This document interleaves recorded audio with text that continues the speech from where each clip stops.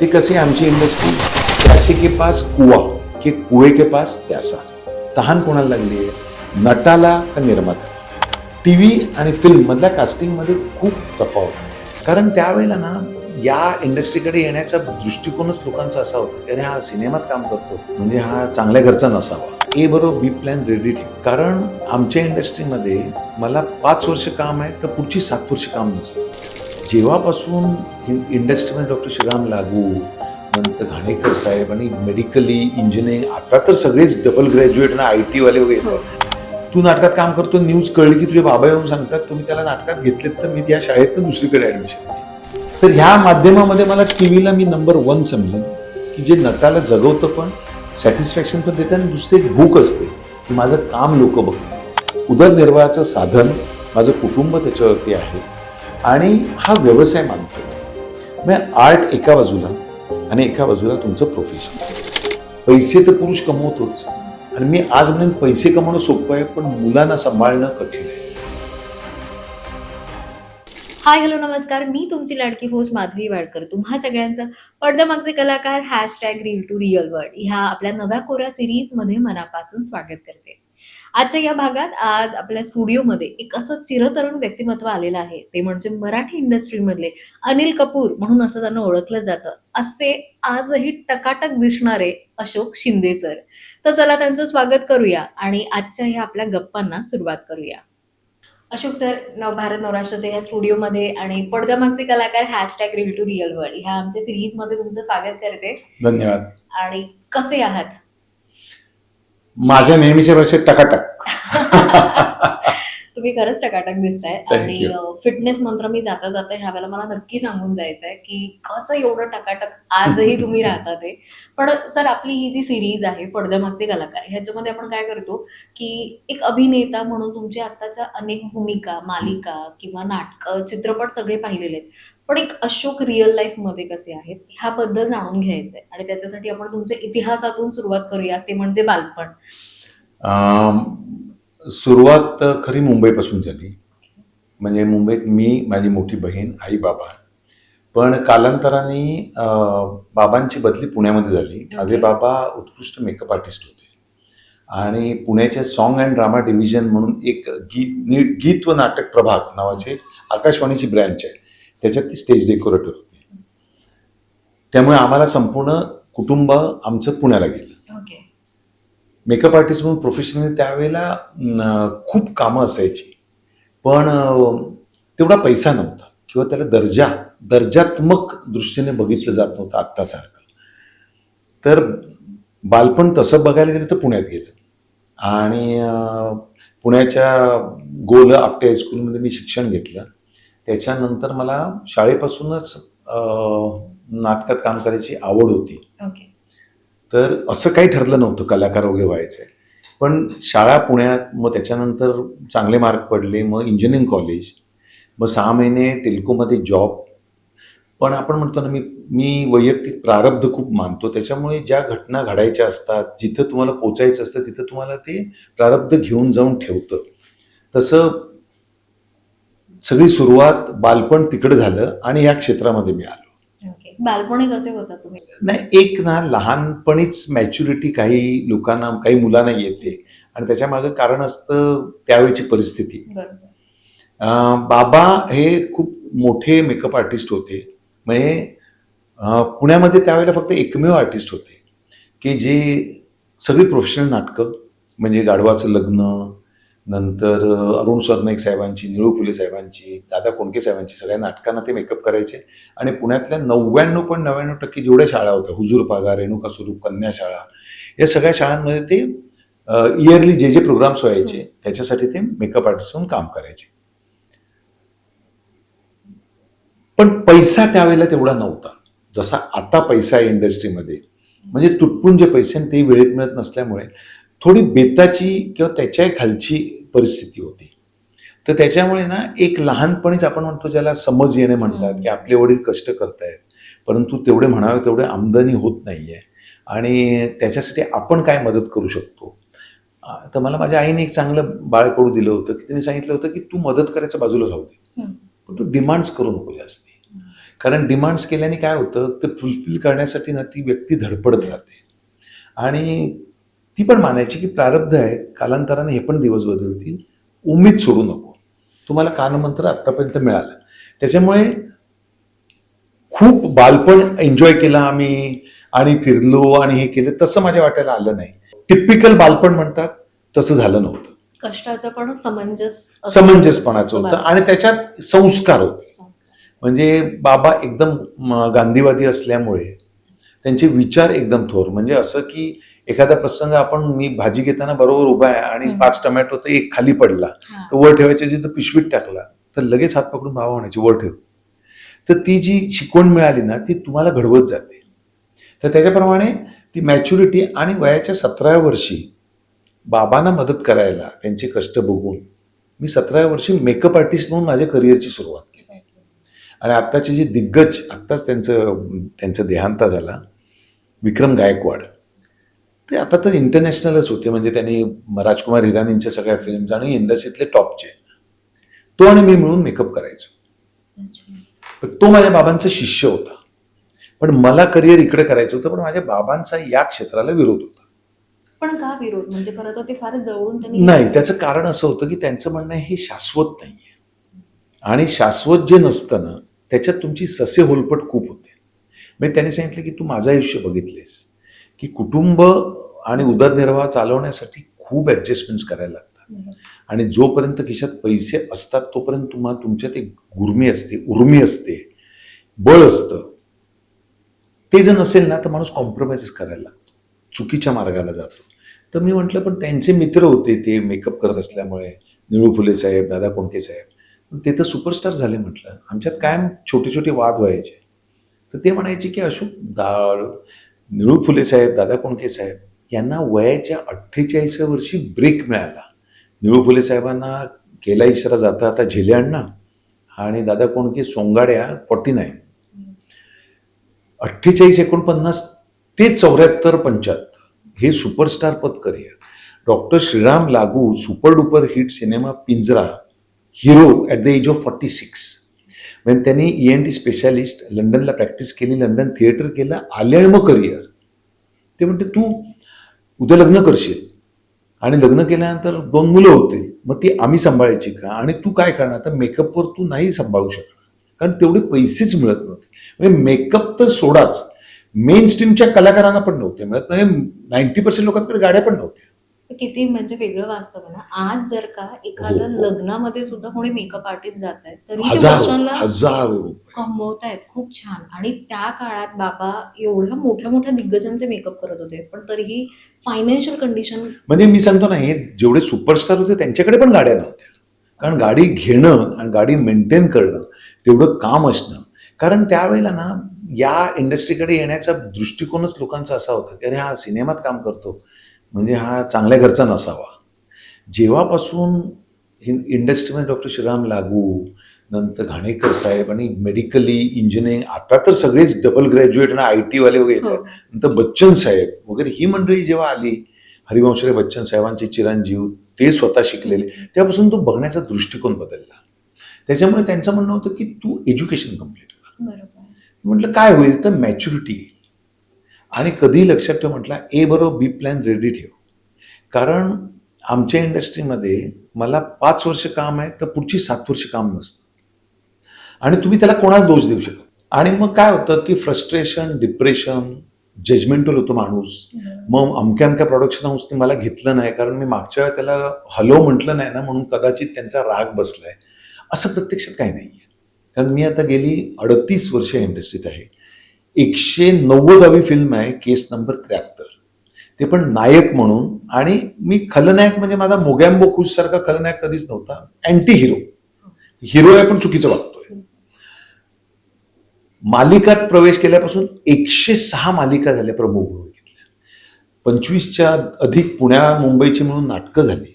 एक मोठा प्रवास सतत झाला आणि मी स्वतःला भाग्यवान समजतो की मला काम मिळाल्यापासून मागे वळून बघायला लागलं नाही. बॅक टू बॅक आजपर्यंत केस नंबर 73 पर्यंत मला समोरून कामं येत गेली. त्यामुळे मी ते क्रेडिट संपूर्ण प्रारब्धाला देतो. कारण आपण म्हणतो ना की तुम्ही ह्यांना भेटा त्यांना भेटा, सगळेजण प्रयत्न करतात, कोण नाही भेटत, कोणाला एस्टॅब्लिश नाही व्हायचं, पण मिळालं तर पाहिजे ना. म्हणजे इतकी मोठी प्रोसिजर आहे की सिनेमा मिळणं, तो कम्प्लीट होणं, तो विकला जाणं, रिलीजची डेट मिळणं, नंतर तो लागणं, तो हिट होणं आणि त्याच्यानंतर तुमचं कॅरेक्टर हिट होणं, त्याच्यानंतर इंडस्ट्री विचार करायला लागते आणि मग वर्षभरात तुम्हाला रोल्स यायला सुरुवात होते, मग तुमचा मोठा प्रवास. ही एवढी सगळी ह्याच्यातनं सायकलमधनं जाताना एक जरी झालं, फायनान्सचा बॅकआउट झाला, तुम्ही झिरो. असे सिनेमे आहेत अनेक, म्हणजे माझे 190 हे, पण 50 सिनेमे हे रिलीज न झालेले आहेत. कारण तुम्ही कोणीही असा, 1 तारखेच्या बेसिक गरजा ह्या तळागाळातल्या माणसापासून ते पंतप्रधानांपर्यंत सेम असतात. त्याच्यातला फरक हा आहे की तुमच्याकडे 4 डॉगी आहेत तर तुमचे 10 लिटर दूध लागतं, आमच्याकडे 4 माणसं राहतात 2 लिटर लागतं दूध लागतं. किंवा तुम्ही अब्जोपती झाल्यामुळे यावेळेला तांदूळ आणूया, किती आणा 500 किलो असं नाही होत, ती पोटाची खळगी भरायला, पण त्या बेसिक गरजा आणि ज्याच्यासाठी धडपड माणूस करत असतो. तर त्याच्यामुळे त्यांचं म्हणणं होतं तू इंजिनियर हो. तर मी इंजिनिअरिंगला ऍडमिशन घेतली, मी अभ्यासात हुशार होतो, पण मनामध्ये हे चालू होतं की अभिनय क्षेत्रात हा. पण त्याच्यात कटू अनुभव पण असे यायचे की मी आपटे हायस्कूलला असताना मला नेहमी जरा दिसाविसायला बरा होतो, त्याच्यामुळे मला राजा राजपुत्र वगैरे रोल मिळायचे. 8-10 दिवसाच्या तालमीनंतर मला कळायचं की अरे अशोक सर सांगायचे की वाईट वाटून घेऊ नको, पण या रोलला तू मोठा दिसतो. म्हटलं बरं, पुढल्या वर्षी करू, या रोलला तू लहान दिसतोस, या रोलला तू सूट होत नाही. 3 वर्षानंतर मी फ्रस्ट्रेट होऊन एकदा प्रिन्सिपल पुग वैद्य साहेबांना भेटायला गेलो आणि म्हटलं की सर असं माझ्या बाबतीत का करता, काय चुकतंय. ते म्हटले बघ, तू नाटकात काम करतो, न्यूज कळली की तुझे बाबा येऊन सांगतात तुम्ही त्याला नाटकात घेतलेत तर मी त्या शाळेतनं दुसरीकडे ऍडमिशन घेईन. तर बबनरावांना आम्ही, बबन शिंदे, तर बबनरावांना आम्ही सांगितले आमचे ते मित्र आहेत किंवा नाही घेत. ते डोक्यात राहिलं होतं, सबकॉन्शियस माइंडमध्ये म्हणतात तसं. आणि मग मी तशीच हालचाल करायला मग माझ्या डोक्यात ठरवलं की आपण मेकअप करून बाबांना मदत करूया फिनान्शियली आणि आपल्या ओळखी पण वाढतील. कारण मी सहज डॉक्टर घाणेकर साहेबांना भेटायला गेलो तर मला उभं नाही करायचे ते. पण असं गेलं की आपण असे रिलेट होतो ना, मेकअप आर्टिस्ट दौऱ्यात एकत्र असतो, मग ह्याच्यात मी विषय काढू शकतो. असं करून मला एंटर करण्यासाठी मी 17 वर्षे मेकअपला सुरुवात केली आणि ते करत मी इंजिनिअरिंग कम्प्लीट केलं, बी इलेक्ट्रॉनिक्स केलं, 6 महिने जॉब केला, पण ते मन रमेना. पण मी म्हणतो की मन रमेना कारण माझं इथं मांडून ठेवलं होतं. तर तशीच तुम्हाला ती बुद्धी स्वामी समर्थांना मी मानतो, ते तसंच घडवतात आणि तुम्हाला ते वळवतात आणि त्या क्षेत्राकडे. तशी मला संधी संगीतकार राम कदम यांनी शाहीर पठ्ठेबापुरावच्या भूमिकेसाठी माझी निवड केली आणि तो माझा पहिला सिनेमा, ती मला संधी सिनेमात मिळाली. त्याच्या आधी अनेक बालनाट्य, प्रोफेशनल नाटकं, म्हणजे दिवंगत सतीश तारे माझे खूप जवळचे मित्र आणि आम्ही एका बॅचचे. म्हणजे ह्याला आपल्या भरतनाट्य मंदिरला पुण्याला नाटक करायचं, मी मेकअप करणार, रोल करणार, हातगाडीवरती पैसे नसायचे, हातगाडीवरती सेट टाकायचा, लिटरली हातगाडी, आणि टिळक नाट्य मंदिर जवळ होतं तिथं किंवा बालगंधर्वला घेऊन जायचं, सेट लावायचा, मेकअप करायचा की परत राजा राजपुत्र वगैरे. तर तो सगळा प्रवास बघत आलो आणि सिनेमात संधी मिळाली. त्यामुळे या सगळ्या प्रवासात खूप गोष्टी शिकायला मिळाल्या. या सगळ्या प्रवासामध्ये कुठला असा चित्रपट किंवा ती भूमिका वाटते की जी टर्निंग पॉइंट होती आणि 360 डिग्री ग्राफ बदलतो म्हणतो ना आपण, तसा तो बदलला गेला? हा, खरं तर माझी भूमिका म्हणजे आता संगीतकार राम कदमांच्या बाबतीत जेवढे ते संगीतकार म्हणून सुपरस्टार होते मोठे, तेवढे ते डिरेक्टर म्हणून त्यांना तेवढं यश नव्हतं. कारण त्यांनी खूप दिग्गज लोकांना ब्रेक दिला होता, म्हणजे यशवंत दत्त साहेब, मिठभाकर, नाना पाटेकर साहेब, गड जेजुरी ते आणि जयमाला इनामदार, आणि तिसरे मी आणि आपले सुपरस्टार मोहन जोशी साहेब. आमचा पवळा पिक्चरचं नाव, तिन्ही पिक्चर कम्प्लीट झाले, मॅरिड प्रिंट, पण पडदा नाही बघू शकले. आणि ती एक मोठी खंत असते की आमच्या इंडस्ट्रीत लगेच शिक्का बसतो, स्टॅम्प, अरे ह्याला घेतलं की पिक्चर अडकतो, ह्याला घेतलं पिक्चर रिलीजच झाला नाही. पण सुदैवाने असं झालं की माझ्या आधी हे सगळे मोठी मंडळी झालीच, पण कालांतराने त्या ऍक्टर्सना कामं मिळत गेली, नावं झाली. मला माझी पहिली रिलीज झालेली फिल्म होती म्हणजे रेशीम गाठी, 88-89, वर्षा उसगावकर आणि वर्षा उसगावकर, डॉक्टर श्रीराम लागू आणि सुहास जोशी ताई होते. ती फिल्म बॅक टू बॅक मला ऑफर झाली रंगत संगत, रमेश भाटकर, लक्ष्मीकांत बेर्डे, मी, उदय टिकेकर, अर्चना जोगळेकर, दीपक शिर्के. पण तरी दोन्ही फिल्म डिडंट डू वेल, म्हणजे ऍव्हरेज. Average, okay. आणि तोही शिक्का लागतो की ह्याला घेतलं की सिनेमा चालतो किंवा सिल्वर जुबली लागलं ह्याच्या नावावर. आणि जे तुमच्या हातात नसतं. कोणाला नकोय सिल्वर जुबली, कोणाला नकोय शोले किंवा धुरंधर व्हावा किंवा सैराट व्हावा. तर सचिन पिळगावकर साहेबांच्या इकडनं म्हणजे प्रोड्युसर सतीश कुलकर्णी फोन आला, कारण मी कोल्हापुरात फिल्म करत होतो सनसनाटी. तर त्यावेळेला फोन बिन पण नव्हते. तर हॉटेलला फोन आला, म्हटला सतीश कुलकर्णी साहेब, म्हटलं अरे गल्ली ते दिल्ली किंवा गंमत जम्मत, नवरी मिळे नवऱ्याला. मला फोन, हॅलो अशोक, मी मुंबईहून बोलतोय. तर तेव्हा तर लाईटनिंग कॉल होता, पुणा टू मुंबई वगैरे. तू कधी येतोयस? म्हटलं मी परवा शूटिंगचा, ये सचिन सरांना भेटायचं. मी भेटलो तेव्हा सचिन सर म्हणजे एकदम दिग्गज मेकर माझ्यासमोर बसले. म्हटले सर, म्हटलं बोला. तर मला म्हणाले तू विलन करणार? तर मी जरा एक मिनिट हिरो म्हणून इंट्रोड्यूस झालो होतो. म्हणजे सर स्टोरी काय? नाही, तू स्टोरी ऐकणार आणि मग म्हणणार नाही मी तर सर हिरोज करतो. तर माझ्याकडे तेवढा वेळ नाही आहे. जर हो असेल तर सचिन पिळगावकर आणि सतीश कुलकर्णी प्रोड्युसर. तर मी म्हटलं मी बालनाट्यातनं नाटकातनं आल्यामुळे मी कधी मानलंच नाही हिरो, विलन, कॅरेक्टर वगैरे. नाटकात सगळेच रोल करायला लागतात ना. तर मी म्हटलं मी करतो. ते म्हटलं विलन म्हणजे तो विलन नाहीये, तू अँटी हिरो आहेस. तुझ्या प्रेमात अर्चना जोगळेकर आहे आणि तुझ्याकडनं त्या वस्तू काढून घेते वगैरे, असं सगळं त्यांनी नॅरेट सुंदर केलं. मी म्हटलं मी करतो. माझ्या आयुष्यातली टर्निंग पॉईंट फिल्म ती. पिक्चर रिलीज झाला, बरं दिग्गज अशोक सराफ साहेब, लक्ष्मीकांत बेर्डे साहेब, कुलदीप पवार साहेब, अजित वाछानी साहेब, एकापेक्षा एक. नंतर मी, नंतर निशिगंधा वाड आणि सुकन्या कुलकर्णी इंट्रोड्यूस, अर्चना जोगळेकर, भली मोठी स्टार कास्ट तेव्हाची टॉपची. सिनेमा लागला आणि मॅसिव्ह सक्सेस. म्हणजे मला आठवतंय मी त्यावेळेला पेंगेस राहायचो दादरला. मी पुण्याहून यायचो आणि पेंगेस राहायचो. प्लाझाला एक हाऊसफुलचा बोर्ड लावला होता आणि त्याला तारेनी एक हार घातला होता. तो हार 12, 3, 6, 9 तेव्हा 4 शो असायचे. तो 6 महिने काढलाच नव्हता. लोक असे पॅन्ट वर करून, साड्या इथपर्यंत करून, पाय टाकत टाकत जायचे आणि हाऊसफुलचा बोर्ड असायचा. ऑल ओव्हर महाराष्ट्र तेव्हाची ती फिल्म शोले. आणि मग चर्चा झाली की बाबा हे तर आहेतच, पण एक नवीन पोरगा आलाय, तोही चाललाय. आणि जो टर्निंग पॉईंट मधला प्रवास सुरू झाला. बरं हिंदीत कसं आहे की इन्स्पेक्टर करते इन्स्पेक्टर, हे पूर्वी होतं, आता नाहीये. पण तेव्हा मराठीत पण मला वाटलं होतं, पण तसं नव्हतं. अशोक सराफ साहेब हिरो पण होते, विलन पण होते, वडील पण करायचे, अनेक रोल. सो माझा जो प्रवास सुरू झाला तो पहिलाच माझा टर्निंग पॉईंट म्हणजे जयश्री गडकर मॅडम. सासर माया नावाची फिल्म त्या प्रोड्यूस डिरेक्ट करत होत्या आणि मेन रोल त्याच्यात माझ्या अपोजिट म्हणजे माझ्या बरोबर म्हणजे निशिगंधा वाड माझी बायको, पण तिचे प्रियकर अशोक सराफ. सो मी अँटी हिरो. आणि त्याच वेळेला सुखी संसाराची 12 सूत्रे नावाची फिल्म होती, ज्याच्यामध्ये माझ्या अपोजिट आसवरी जोशी इंट्रोड्यूस झाली होती. तिची पहिली फिल्म हिरोईन म्हणून. प्रदीप पटवर्धन आणि शुभा कोटे त्यांची कन्या आणि अशोक सराफ होते, त्यात ते माझे वडील होते. आणि पुण्यामध्ये एका वेळेला प्रभात आणि विजय टॉकीजला हे दोन्ही सिनेमा लागले, सुखी संसाराची 12 सूत्र आणि सासर माया. आणि मग मला लक्षात आलं की इथे विलन हिरो इमेज काय नाहीये. आणि जो प्रवास त्या एकापेक्षा एक नंतर मी मागे वळून बघितलंच नाही टच. पण हा प्रवास सुरू असताना घरचा प्रवास कसा होता? म्हणजे तोपर्यंत बाबांचं मत बदललं होतं की ते त्यांच्या पॉइंटवरती स्टिक होते? ते त्यांच्या पॉइंट ऑफ फिक्स होते. म्हणजे कित्येकदा असं व्हायचं की लोक म्हणतात 106 मालिका म्हणजे कसं काय. तर मी म्हटलं माझ्याकडे लिहिलेलं आहे. त्यातली गंमत म्हणजे 13 भागाची पहिली मालिकानी रेकॉर्ड सुरू झाला, श्वेतांबरा त्या काळातल्या. मी 12 भागाची मालिका केली आणि ती पण ज्यांनी फिल्म सिटी बसवली ते राम गबाले साहेब. त्यांनी गाऊ त्यांना आरती नावाची सिरियल बनवली होती 12 भागांची. त्यात अलका आठले नव्हती, अलका कुबल होती. प्रमोद शिंदे माझे मित्र कोल्हापूरचे, नंदा शिंदे म्हणून कोल्हापूरच्या आर्टिस्ट होत्या. 12 भागाची मालिका.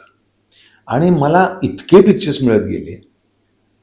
त्या पिक्चर्समध्ये टर्निंग मध्ये तेव्हा इडियट बॉक्स बोललं जायचं. टीव्ही म्हणजे छोटा आणि पडद्यावरच्या कलाकारांना विचारायचीच नाही, ते कशाला करतील. एका कुठल्या तरी प्रोग्राममध्ये कांचन अधिकारी भेटल्या. त्या म्हटल्या तू अशोक ना? म्हटलं हो, हाय मी, नमस्कार अशोक शिंदे. तर त्या म्हणाल्या अरे वा उत्तम उत्तम, टीव्ही नाही करणार तू? तर तेव्हा टीव्ही डेली सोप अधिकारी ब्रदर्सने आणला होता आणि दामिनी हिट झाली होती. म्हटलं मॅडम तसं काय नाहीये, म्हटलं माझी इच्छा आहे करायची. ये एक मस्त कॅरेक्टर आहे, मेन रोल आहे, पल्लवी प्रधान त्याच्यात एक ऍक्ट्रेस होत्या, तर त्याचे अपोजिट आहे. आणि मला घेतलं होतं एक 50 एपिसोडसाठी आणि मग नंतर 500-700 एपिसोड मी केले. ते कॅरेक्टर, ती फॅमिली हिट झाली आणि टीव्हीचा प्रवास सुरू झाला. मग माझ्या लक्षात आलं की टीव्ही आणि सिनेमा ही वेगळी माध्यमं आहेत. ते प्रोड्युसर ह्यांना, हे प्रोड्युसर त्यांना काही कनेक्ट करत नाहीत. सो इथे टीव्ही पण करायचो, फिल्म पण करायचो. असा बॅक टू बॅक प्रवास सुरू झाला. आणि कधी इतकी वर्ष गेली. मग त्याच्यामध्ये सपोर्ट सिस्टीममध्ये कसं झालं की मला 2 मुली आहेत, तर नेहा आणि योजना. तर पुण्याहून मुंबईला येणं हा निर्णय भीतीदायक होता, कारण छोट्या शहरातून, आज पुणे मोठं आहे पण तेव्हा छोट्या शहरातून या महाकाय नगरीत यायचं, खर्च परवडेल का? बाबांचा तर विरोध होताच, आपण मगाशी बोललो तसं. म्हणजे लिटरली माझी पहिली फिल्म ज्या वेळेला रेशीम गाठी पुण्याच्या फेमस, म्हणजे जसं मिनर्वा आहे तसं पुण्याचं नटराज टॉकीज होतं डेक्कनला, तिकडे होती. त्या आईचा मला सपोर्ट होता. आई म्हणायची तू जा, तुला करायचं ना तू जा. तर माझा पोस्टर लागला होता, माझा आणि वर्षा उसगावकरचा असा 6 फुटाचा कटआउट लागला होता, असा दोघं मिठीत आहे, लव्ह स्टोरी होती. पिक्चर संपल्यानंतर आमची प्रेस कॉन्फरन्स होती, तर मी बाहेर आलो आणि बघितलं तर बाबा बाहेर उभे होते. ते प्रीमियरला आले नाहीत, आई आली होती, तिला न्यायला घरी आले होते. त्यांचा एवढा विरोध होता. पण काय झालं, कालांतराने ना हळूहळू हळूहळू जेव्हा तारीफ व्हायला लागली, हे करायला लागलं, आणि थोडंसं त्यांचा विरोध ह्याही गोष्टीसाठी होता की त्यावेळेला इंडस्ट्री थोडी बदनाम होती, व्यसनांसाठी. एज्युकेटेड लोक नव्हती, त्याच्यामुळे लाईफला काही दिशा नव्हती. व्यसनाच्या आहारी लागून लग्न न करता मग दारू पिऊन मेले, लिव्हर सिरोसिस झाले. सो तो एक पिरियड त्यांनी बघितलेला असल्यामुळे ना त्यांची इच्छा नव्हती. पण त्यांना माझं एज्युकेशन, हळूहळू झालेली प्रगती, लग्न, मुलं, मी जबाबदाऱ्या घेतल्या, त्याच्यामुळे त्यांना ते आवडायला लागलं. आणि नंतर नंतर कालांतराने जवळजवळ 5-6 वर्षानंतर त्यांनी मला पावती दिली की आता तू ओके करतोयस.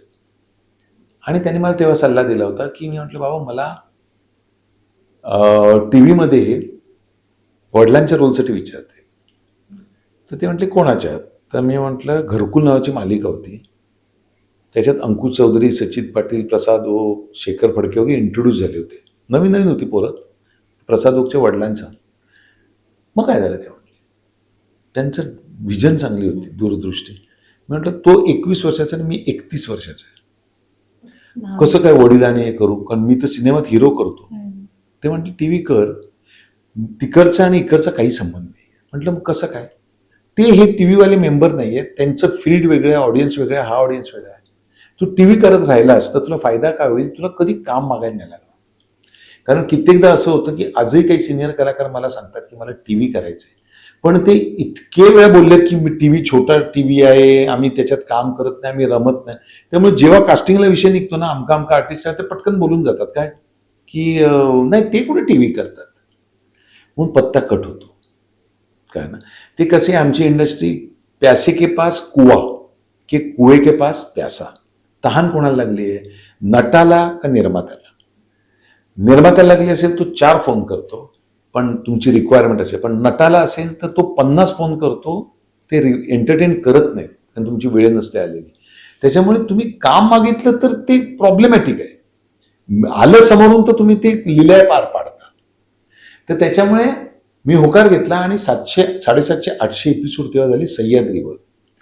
तर एक दिवशी निर्माते मला भेटायला सेटवर आले. त्या पिक्चरचं नाव होतं रणरागिणी. त्यात माझ्या अपोजिट ही होती ऐश्वर्या नारकर आणि सोनाली खरे. तर मी म्हटलं आता वडिलांच्या रोलसाठी आले, बहुतेक ऐश्वर्या नारकरच्या किंवा सोनाली खरेचे. मग ते आले, सेटवर नॅरेट केलं वगैरे. तर मी जर दचकत विचारलं, म्हटलं हिरो कोण करतोय? तुम्ही. तर मी एकदम म्हटलं हा, म्हटलं हो ते माझ्या लक्षात आलं, पण म्हणजे का असं काय विचारलं? नाही म्हटलं सहज विचारलं, म्हणजे तुमच्या डोक्यात कोण नाही आहे? नाही नाही. आणि म्हटलं मग वडिलांचा? नाही नाही, ते जयराम कुलकर्णी साहेब आहेत ना, ते करतात. म्हटलं ओ अच्छा अच्छा. तेव्हा मला बाबांचं वाक्य आठवलं की ती इंडस्ट्री, ते आजपर्यंत टीव्ही आणि फिल्म मधल्या कास्टिंगमध्ये खूप तफावत आहे. म्हणजे आज इतक्या वर्षानंतर या एजला सुद्धा मी केस नंबर 73 मध्ये मेन रोल करतोय. किंवा माझे अजून 2 सिनेमे रिलीज आहेत. एक आहे आजचा दिवस, one day at a time, अल्कोहोलिझमवरचं आहे, त्यात मी मेन रोल करतो. आणि एक स्वप्न सुंदरी नावाची फिल्म येते. पण त्याचबरोबर मी मालिकाही करतो. पण सर, जेव्हा आपण ह्या तीन प्लॅटफॉर्म म्हणूया, एक म्हणजे नाटक झालं, एक सिनेमा झाला आणि टीव्ही झाला, आपण त्याला टीव्ही मालिका विश्व म्हणतो. ह्या तिघांमध्ये सुद्धा तुम्ही काम केलंय. एक्सपिरियन्स कसा होता ह्या तिन्ही वेगवेगळ्या क्षेत्रांमध्ये काम करताना? म्हणजे आज जेव्हा आपण कलाकारांना विचारतो तेव्हा ते डेली सोप बद्दल म्हणतात की खूप हेक्टिक शेड्यूल असतं कम्पॅरेटिव्ह OTT प्लॅटफॉर्म म्हणा किंवा सिनेमा. सो तुम्हाला हा काही फरक जाणवला का? वेब सिरीज ही गाजराची पुंगी मला वाटतं. आता हे नाव दिले आपण, वेब सिरीज. काही दिवसांनी वेब फिल्म येईल, मग वेब कंटेंट येईल, असं काहीतरी येईल. 8 भागाची मालिका तुम्ही बघा ना, एक 7 भागाची 45 मिनिटाची एक मालिका असते, त्याला वेब शो नाव दिले.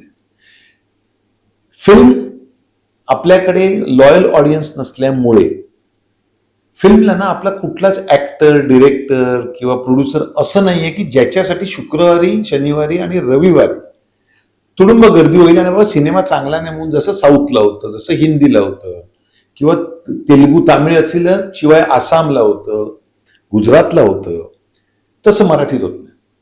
आपल्याकडे कंटेंट हिरो आहे, स्टोरी आपली हिरो आहे. त्याच्यामुळे आणि संख्येपेक्षा जास्ती सिनेमे बनत आहेत. त्यामुळे सिनेमा, नाटक, वेब शो आणि सिरियलमध्ये म्हणाल तर सिरियल ही तुम्हाला जगवते.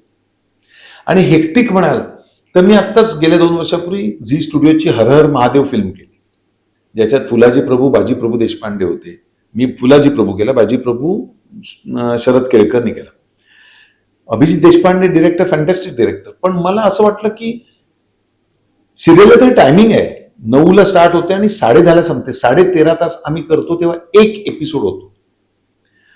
आम्ही रात्री कित्येकदा असं बघण्याचं की अभिजित सर आता काय, आता आपण ते विशालगडावर अति आहेत, तो नाईटचा सिक्वेन्स करून, अरे आपण सकाळपासून करतोय, 7ची शिफ्ट, पहाटे 4ला संपले, उद्या पण 7ला करायला लागेल कारण लोकेशन संपवायचं. सो हेक्टिक हा शब्द काढून टाकूया.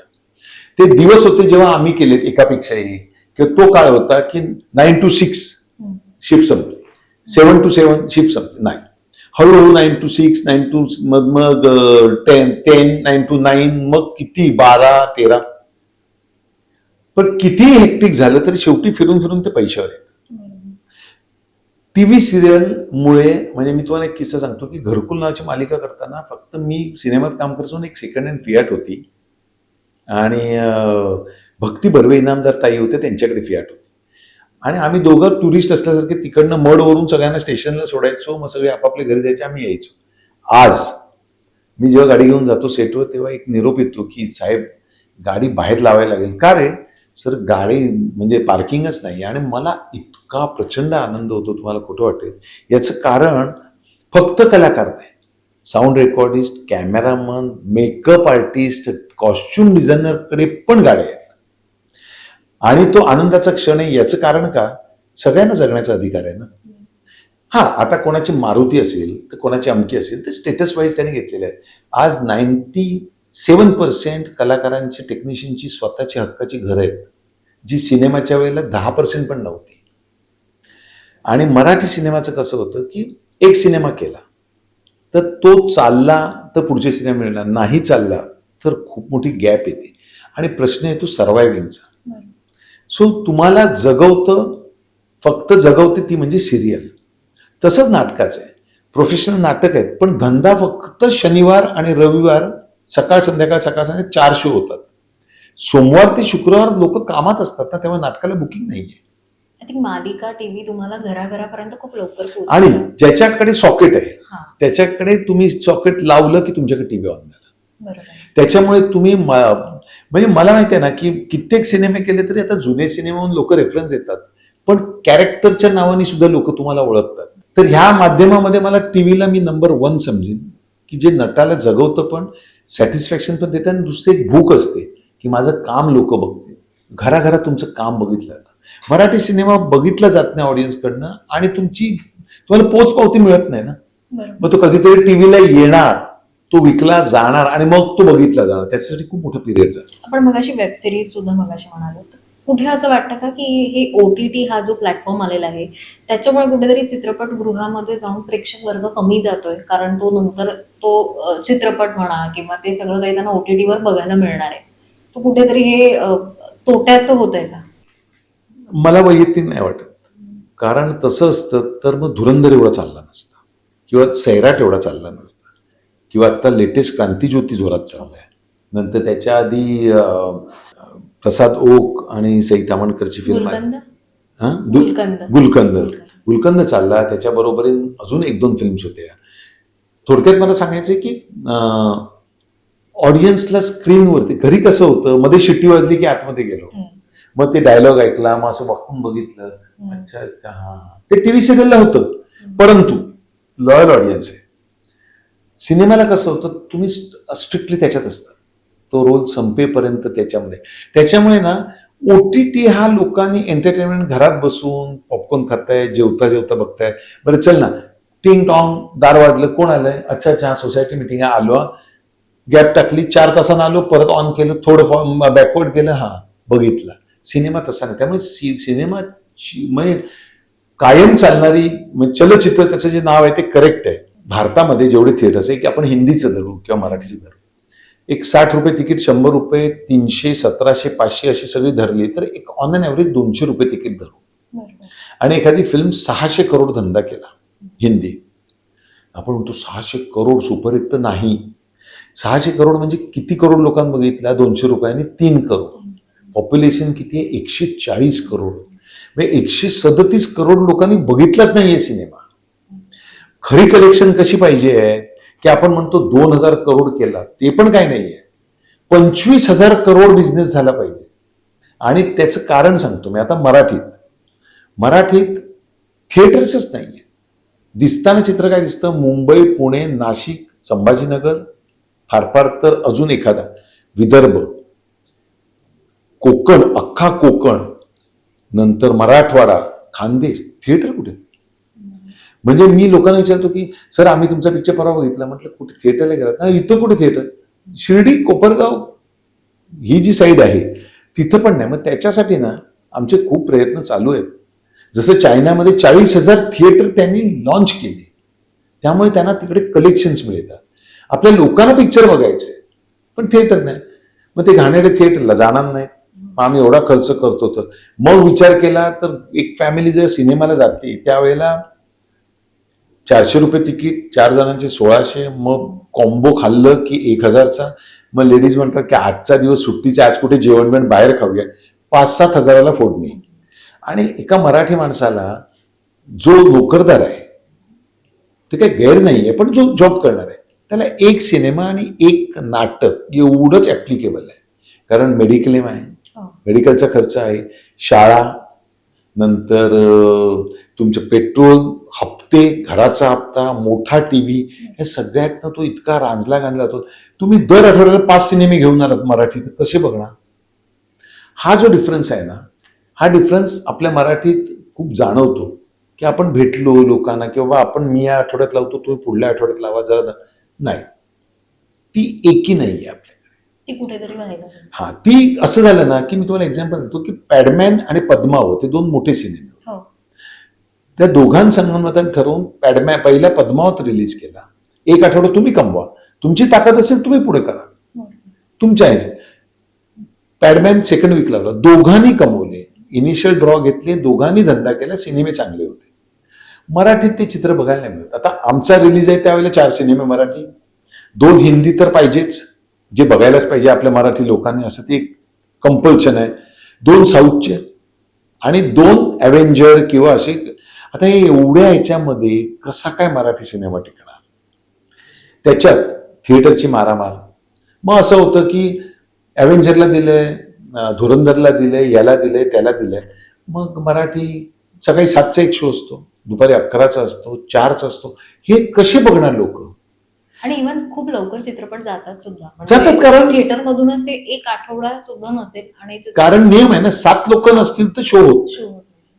त्याच्यासाठी काय होतं की मला असं, माझी विनंती आहे निर्मात्यांना की तुम्ही ओपन करताना 25 शोजनी ओपन करा, बघा, लोकांना आवडते वर्ड ऑफ माउथ मध्ये. आणि वर्ड ऑफ माउथ मुळे 2500-500 कॅपॅसिटी झालेले शोज पण मी बघितले.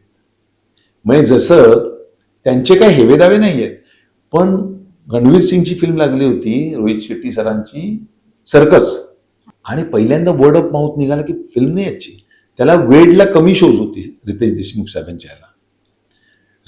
वेड पिकअप झाला म्हणून सगळे शो त्यांचे कॅन्सल करून वेडला शो दिले. म्हणजे पक्षपातीपणा नाहीये, त्यांचं एवढंच म्हणणं आहे सिनेमा कसा है, अपने को क्या करने का है, समोसा बिकना चाहिए, पॉपकॉर्न जाना चाहिए, हे सगळे कंत्राटी कामगार असतात, त्यांचे पैसे निघाले पाहिजेत, एसी डकचा खर्च निघाला पाहिजे, व्यवसाय आहे. त्यामुळे सबसिडी मराठी सिनेमासाठी जी आहे ती थोडीशी घातक आहे. म्हणजे मी माफी मागतो ज्या निर्मात्यांचं पोट त्याच्यावर आहे, पण हा धंदा आहे. म्हणजे 40 लाख मिळणार आणि मग सॅटेलाइटचे एक 10 मिळणार, मग अजून एक इकडचे तिकडचे राईट म्हणून आपल्याला 50 मिळणार, तर मग आपण एक 50 मध्ये एक फिल्म बनवू. ती काय फिल्म बनणार, ती कशी तुम्ही रिलीज करणार, आणि मग ती बोंबाबोंब सुरू होते. ऑडियन्स म्हणतं की काय तुम्ही चांगले पिक्चर दाखवत नाही म्हणून आम्ही हिंदी बघतो. निर्माते म्हणतात तुम्ही आत येत नाहीत, माझे टाकलेले पैसे नाही निघाले, मग आम्ही कशाला बनवू.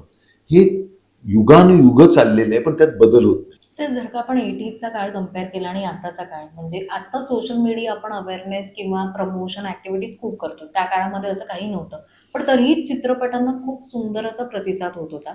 आजकाल सोशली सुद्धा प्रमोशन होतं, पण तरीही चित्रपटांना आपण म्हणतो की तितका हवा तेवढा प्रतिसाद मिळत नाही. जर कम्पेअर केलं तर तुम्हाला काय वाटतं की वास्तवादी तेव्हाचे हे काही प्रश्न होते तसे आत्ताचे हे प्रश्न आहेत, आणि जे सोल्युशन असं असलं पाहिजे, जसं तुम्ही आत्ता मला चित्रपटगृहांचं म्हणाला, थिएटरचं, तसे तुम्हाला काय वाटतं की हे कुठेतरी चुकतंय? सिनेमाची एक तर संख्या कमी झाली पाहिजे. 5 सिनेमाचे एका, आणि काय करणार निर्माते तरी, एक्झिबिटर म्हणजे थिएटरवाले, डिस्ट्रीब्युटर म्हणजे पिक्चर विकत घेऊन लावणारे, आणि प्रोड्युसर. आता तुम्ही लावायला पिक्चर इतकी बनतायत की थिएटरच नाही आहेत, त्यात बाकी प्रॉव्हिन्सचे पण सगळे पिक्चर्स आहेत. मग 5 सिनेमे आले की ते चालणार कसं बघायचं माणसाने जाऊन. पूर्वी काय व्हायचं की आमचा एकापेक्षा एक लागला की 12, 3, 6, 9 6 महिने सचिन पिळगावकर सरांची फिल्म ती उतरली की महेश कोठारे साहेबांची फिल्म थरथराट, ती 6 महिने चालली की दुसरी फिल्म. 32 ते 35 सिनेमे बनायचे. त्यात 2 सुपरस्टार होते, अशोक सराफ साहेब, लक्ष्मीकांत बेर्डे साहेब. त्यांच्या बरोबरीने त्यांची विनोदाची लाट होती. मी, अलका कुबल, आठले, मोहन जोशी साहेब, आनंद अभ्यंकर, प्रसाद ओक, आमची एक टीम होती, रवींद्र बेर्डे. आम्ही सगळे देवी देवतांची फिल्म, लव्ह स्टोरीज, कौटुंबिक, आई थोर तुझे उपकार, थांब लक्ष्मी कुंकू लावते, असे पॅरलल सिनेमा त्यांच्या बरोबरीने करत होतो. पण तेही शहरात पण आणि गावाखेड्यात पण तेव्हा बघितले जायचे. जसं जसं डिव्हिजन बदलत गेलं आणि प्रगती होत गेली तसं मला आठवतं आम्ही अलका कुबलांची फिल्म जी प्रोड्यूस केली होती त्यांची सुपरहिट होती, सुवासिनीची सत्व परीक्षा. त्यात मी मेन रोल केला होता आणि अलका कुबलने मेन रोल केला होता. तर त्या फिल्मला आम्ही जेव्हा तंबू थिएटरला गेलो तेव्हा पलीकडे पण प्रेक्षक बसलाय, इथं पण बसलाय, मध्ये स्क्रीन, इथून मी अशी टिचकी होती तिथून तशी दिसते त्या साईडने. 1-1 करोडची कलेक्शन्स व्हायची. काय झालं, सीडी आली, व्हीसीआर आला, त्याच्यानंतर तो आता हे आला आपला पेनड्राईव्ह आला. आता तर सगळंच चित्र बदललं. आता हे सगळं आलं, पायरसी नव्हती, हे सगळं चोराचोरी. आताच मी कोणतरी ऐकलं की सिनेमांची पायरसी होती. खरं तर पायरसीमुळे, क्रांती ज्योतीला म्हणे पायरसीमुळे खूप परिणाम होतो. खरं तर कलेक्शन एवढं चांगलं असून पण लोक ते कॉपी करतात, तेवढे बघून घेतात काय नक्की येते. हे पण कसं थांबवणार. मग याच्यासाठी ना 4 मराठी निर्मात्यांनी एकत्र येऊन एक बाहुबली का नाही बनवू शकत मराठी. आपल्याकडे मुंबईमध्येच ते करतात, इथंच बनवतात, सगळं राज्य मुंबईत आहे. मग मराठी ऑडियन्स, बरं 13 करोड पॉप्युलेशन आहे महाराष्ट्राचं. 1 करोड जरी लोकांनी बघितलं पिक्चर, 1 करोड, मी खूप म्हणतोय, तर आपण 100-200 करोड क्रॉस करतोय. पण आपल्याला 100 करोड गाठण्यासाठी अजून धावपळच करायला लागते. रिझन काय, असंख्य सिनेमे एका वेळेला, आणि ते जर सबसिडी थांबली ना तर होईल काय, हे जे नवीन येत आहेत ते प्रोड्युसर येतात जातात ते थांबतील आणि जेन्युइन मेकर याच्यात भाग घेतील. आणि मग काय होईल, किंवा मी माझं रिलीज करतो 2 आठवड्यात तू कर, संख्या कमी होईल आणि मग थिएटरवाल्यांना पण द्यायला सोपं जाईल. तर हा व्यवसाय म्हणून त्याच्याकडे बघितलं पाहिजे. मन दुखवणार, मग त्यांची पण मुलं आहेत, त्यांना पण पिक्चर करायचं आहे, प्रत्येकाची इच्छा पूर्ण झाली पाहिजे, तर मग ते ना तुम्हाला सफर व्हावं लागतं. शासन किती दिवस तुम्हाला देईल ना. पैसे. कुठेतरी हा सगळा विचार झाला पाहिजे. तर पुन्हा तुमच्या आयुष्याकडे येते. अनेक दिग्गजांसोबत तुम्ही काम केलेलं आहे. अनेक चित्रपट, मालिका म्हणजे अगणित मी म्हणेन. काय शिकलात? किंवा त्या दिग्गजांचे काही अनुभव असे गाठीशी आहेत, की जे त्यांच्यामधून तुम्ही ऑब्झर्व्ह केले, जे आत्मसात केले आणि त्याचा तुम्हाला आयुष्यात खूप फायदा झाला? अगदी सुरुवातच म्हणजे बालवयातच म्हणजे 17 म्हणजे बाल नाही पण कोवळं वय, टीनेजमध्ये डॉक्टर घाणेकर साहेब, त्यांच्याकडे एक जादू होती. म्हणजे मी त्यांना मेकअप केला हं. तर त्यांना घाबरायचे, त्यांच्या डोळ्यात ताकद होती. म्हणजे चहा आणला की देऊ का विचारताना सुद्धा असं त्यांनी नुसतं बघितलं ना हं. तरी तो पटकन काय आहे हो? "नाही, चहा आणलाय मग दे ना."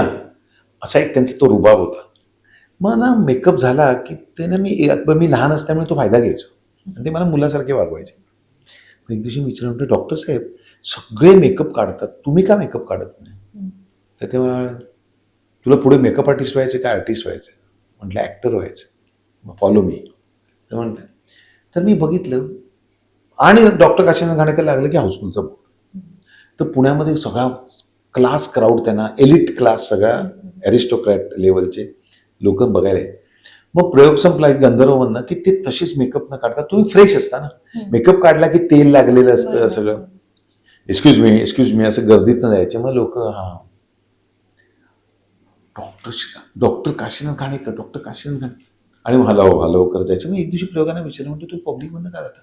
ते क्रेज बघायला. माझी क्रेज कशी आहे, लोक ओळखतात का, काय रिॲक्ट होता. तुम्हाला सिनेमात जेव्हा लोक बघायला येतात तेव्हा तुम्ही लार्जर दॅन लाईफ पाहिजे, त्यांचा तेव्हा विचार होता.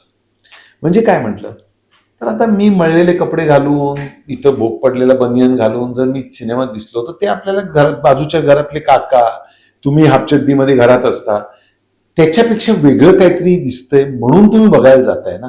सो तुम्ही ते मेंटेन केलं पाहिजे. तुमचे फिजिक, तुमची स्किन, तुमचा मेकअप, तुमचं वागणं, कोणाला किती डिस्टन्सवर ठेवायचं, खूप दोस्ती पण करू नका, नंतर जास्ती अंतर पण ठेवू नका, आपलेपणा ह्या गोष्टी. ते झाले, अरुण सरनाईक साहेब झाले, किंवा परफॉर्म करताना झोकून देणं, कसलाच विचार करायचा नाही. दत्ता भट साहेब, डॉक्टर श्रीराम लागू साहेब. आणि विशेष म्हणजे जसे चांगले तसे वाईट गुण प्रत्येकात असतात, माझे ते आहेत. मी या लोकांवरून खूप काही शिकलो, पण कसं वागायचं नाही हे जास्त शिकलो, ज्याचा मला माझ्या करिअरमध्ये as a main lead hero म्हणून खूप फायदा झाला. त्या चुका मी नाही केल्या ज्या पूर्वजांकडनं झाल्या, आणि ज्याचा मी बघितलं की अरे हा राईज हा का फॉल झाला, तर हे चुकलं, हे राईज फॉल राईज. त्याच्यामुळे ना एक लॉंग इनिंग खेळायला मिळाली. म्हणजे प्रारब्ध आहेच, पण जो प्रारब्धातला 1% आहे तो ह्याच्यात येतो की तुमच्याकडनं तुम्ही काय काय सांभाळलं. सचिन पिळगावकर साहेब, एवढी एनर्जी, एवढी positivity, screen play sense fantastic. त्या माणसाच्या एवढ्या सक्सेसमध्ये म्हणजे बच्चन साहेबांपेक्षा काही वर्ष त्यांचे जास्ती करिअर आहे पिळगावकर साहेबांचं, कारण ते बाल कलाकार म्हणून आले. तर आजही त्यांनी गिवअप केलेलं नाहीये, तीच एनर्जी. आणि दुसरी गोष्ट, नवीन शिकायचं आहे. ते मी बघितलं की नवीन नवीन कपडे घालणार, नंतर एक्सरसाइज करणार, स्वतःला फिट ठेवणार, आणि गची बाधा नाही, ग्राउंडेड, इतकं यश बघितलंय. बॅक टू बॅक 6 का 8 film major hit, blockbuster hit. क्वालिटीशी, युनिटशी, कलाकारांशी खूप प्रेमाने वागणं.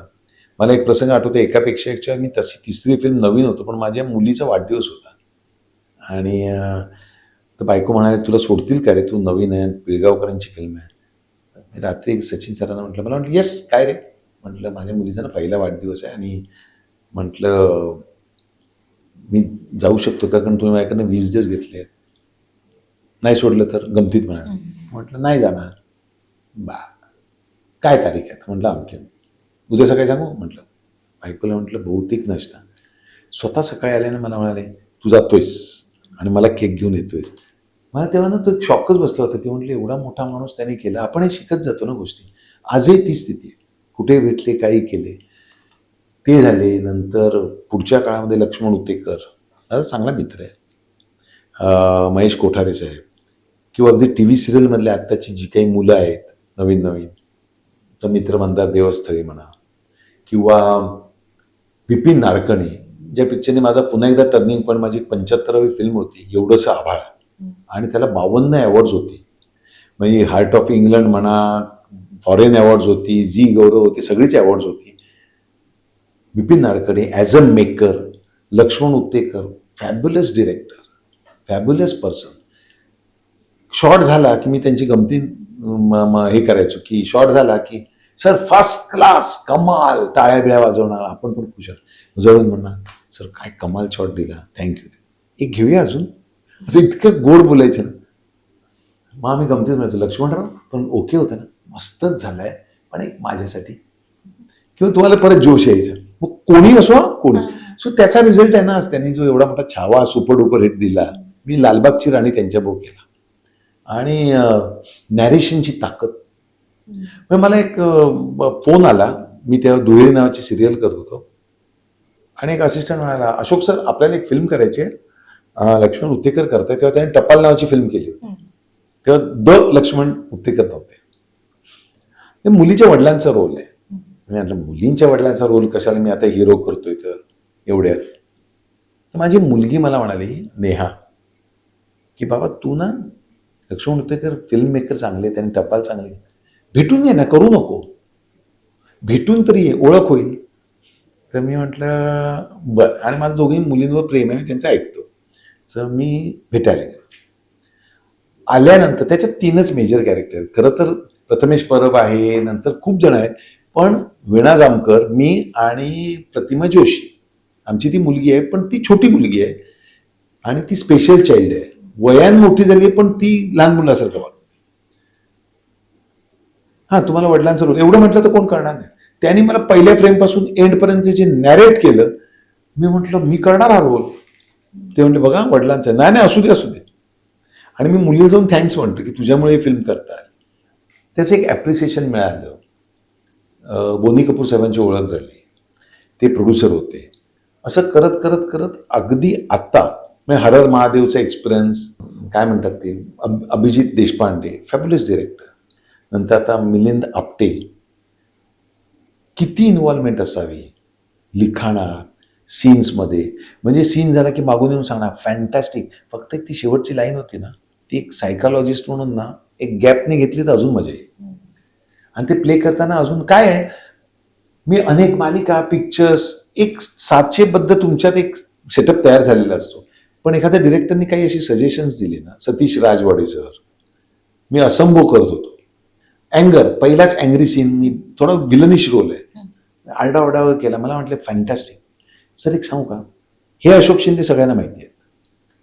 तुम्ही असे दात चावून जरबेनी जर बोललात, पण म्हटलं ते टीव्हीला स्लो नाही होणार. मी बघतो ना, मॉनिटर बसले आणि मी तो परफॉर्म केला. तेव्हा म्हटलं मला हेच हवंय, आणि मी तोच परफॉर्म करत गेलो. आणि तो असंभवचा रोल श्रीधर कुलकर्णी इतका गाजला, म्हणजे तो निगेटिव्ह होता. म्हणजे रस्त्यात बायका थांबायच्या, म्हणायचे शिंदेसाहेब अप्रतिम राग येतो तुमचा, अगदी म्हणजे चपलीन मारावं वाटतं, सॉरी या प्लीज, असं पुण्यातल्या. पण कमाल, काय परफॉर्म करताय. ती एक नटासाठी पावती. ती क्रेडिट मी सतीश राजवाडेंना देतो की डिरेक्टर म्हणून. नाहीतर कसं आहे, आता अशोक शिंदे आहेत, सिनियर ऍक्टर आहेत, त्यांनी केलं तर मी माझ्या टाईपनी करणार ना. हे चेंजेस मिळतात. जसे आता हा सायकोलॉजिस्ट करताना एक धीरो गंभीर, त्यातल्या स्टेजेस आहेत वेगवेगळ्या. मग तो चांगला आहे का वाईट आहे, का खरंच तो कुणी आहे का, ते आपल्याला काहीच माहित नाही. पण सर मी म्हणून मी तुमच्याकडून आज शिकले, कारण आज इतका मोठा एक्सपिरियन्स असून सुद्धा आजही तुमच्या बोलण्यामध्ये आज सुद्धा तुम्ही त्यांच्यासोबत काम करताय, तिथे सुद्धा तुम्ही त्यांच्याकडून शिकताय. म्हणजे तुमच्यामध्ये कुठेही ग नाहीये की यार आता मला सगळं माहितीये, मला सगळं येतंय. खरं तर तुम्ही त्या लेवलला आहात, पण तरीही तुम्ही ते करताय. नाही, त्याचं कारण मी सांगू का, मी हे मानतच आलो की घड्याळाचा काटा आहे ना, तो 12वर गेला ना की तो थांबत नाही. माझा उतरायला सुरू स्टेप डाऊन की तुमचा येतो. ही सायकल प्रोसेस आहे, आणि एक सगळं क्षणभंगूर आहे, म्हणजे क्षणिक आहे. आत्ता मला मिळाला सिनेमा, तो सुपरहिट झाला. त्याच्यानंतर लगेच प्रीमियरला सिनेमा बघून बाहेर येतात, वा वा प्रतिमा अशोकराव खूप छान काम झालं. आणि नेक्स्ट काय, म्हणजे तुम्ही एवढी प्रोसिजर करून काम केलेलं असतं. म्हटलं नेक्स्ट आता करणार. किंवा असे एक्सपिरियन्स येतात जेव्हा टीव्ही नव्हता, रस्त्याने जाताना शिंदे साहेब नमस्कार, मस्त काम करता तुम्ही, सध्या काम नाही वाटतं. आपल्याला असं होतं का सिनेमा नाही आला एवढ्या. सो ना तुम्हाला ते कळलं पाहिजे आणि मी त्याच्याकडे ना प्रोफेशन म्हणूनच बघतो. उदरनिर्वाहाचं साधन माझं कुटुंब त्याच्यावरती आहे आणि हा व्यवसाय मानतो. मग आर्ट एका बाजूला आणि एका बाजूला तुमचं प्रोफेशन. बरोबर. आणि माझा एक क्वेश्चन आहे, मी माफी मागून सगळ्यांची मी हा प्रश्न विचारतो की जर नुसतीच कला तुम्ही म्हणत असाल तर बाबा मी नाटकाच्या प्रयोगाला 5,000 रुपये नाईट घेतो, पुढची 25 प्रयोग मी कलेची सेवा 5,000 नाईट घेईन. जेव्हा नाटक सुपरडुपर हिट होतं तेव्हा तुम्ही 25,000 रुपये नाईट आणि मी 50% पार्टनरशिप घेणार, तेव्हा कलाकार कुठे जातो? म्हणजे इथं व्यवसाय आला का? तर तुम्हाला तुमची पुढची बेगमी करायची असते की बाबा पुढे कामं नाही मिळाली तर 2 स्टुडिओज आहेत माझे, 2 उबरच्या गाड्या टाकले ज्याच्यातनं मला फक्त ते तुमच्यात ती धाडस पाहिजे बोलायचं की मी तो तसा धाडस घेऊन मी बोलतो ते धाडसाने की हो मी व्यवसाय म्हणून या क्षेत्राकडे बघतो. मी टीव्ही यासाठी करतो की उत्तम पैसे मिळतात, कळलं ना, आणि हेल्थच्या बाबतीत कौतुक करतात तर म्हणजे मेंटेनन्सच्या बाबतीत. फिटनेस तुमचा. तर मला असं वाटतं की ती गरज आहे ना. मी टीव्हीवर लोकांना दिसतो, त्यांची करमणूक करतो, स्त्री वर्ग, पुरुष वर्ग, मुलं, त्यांच्यासाठी काहीतरी तुम्ही एक आयडियल गोष्ट ठेवली पाहिजेत ना. तर त्याच्यासाठी तुमचं चांगलं दिसणं, चांगलं राहणं, तुमचं बोलणं, तुमचे उच्चार स्पष्ट पाहिजेत आणि ते करतो त्यात गैर काहीच नाहीये. कारण सिव्हिल लाईफ खूप डिफिकल्ट आहे.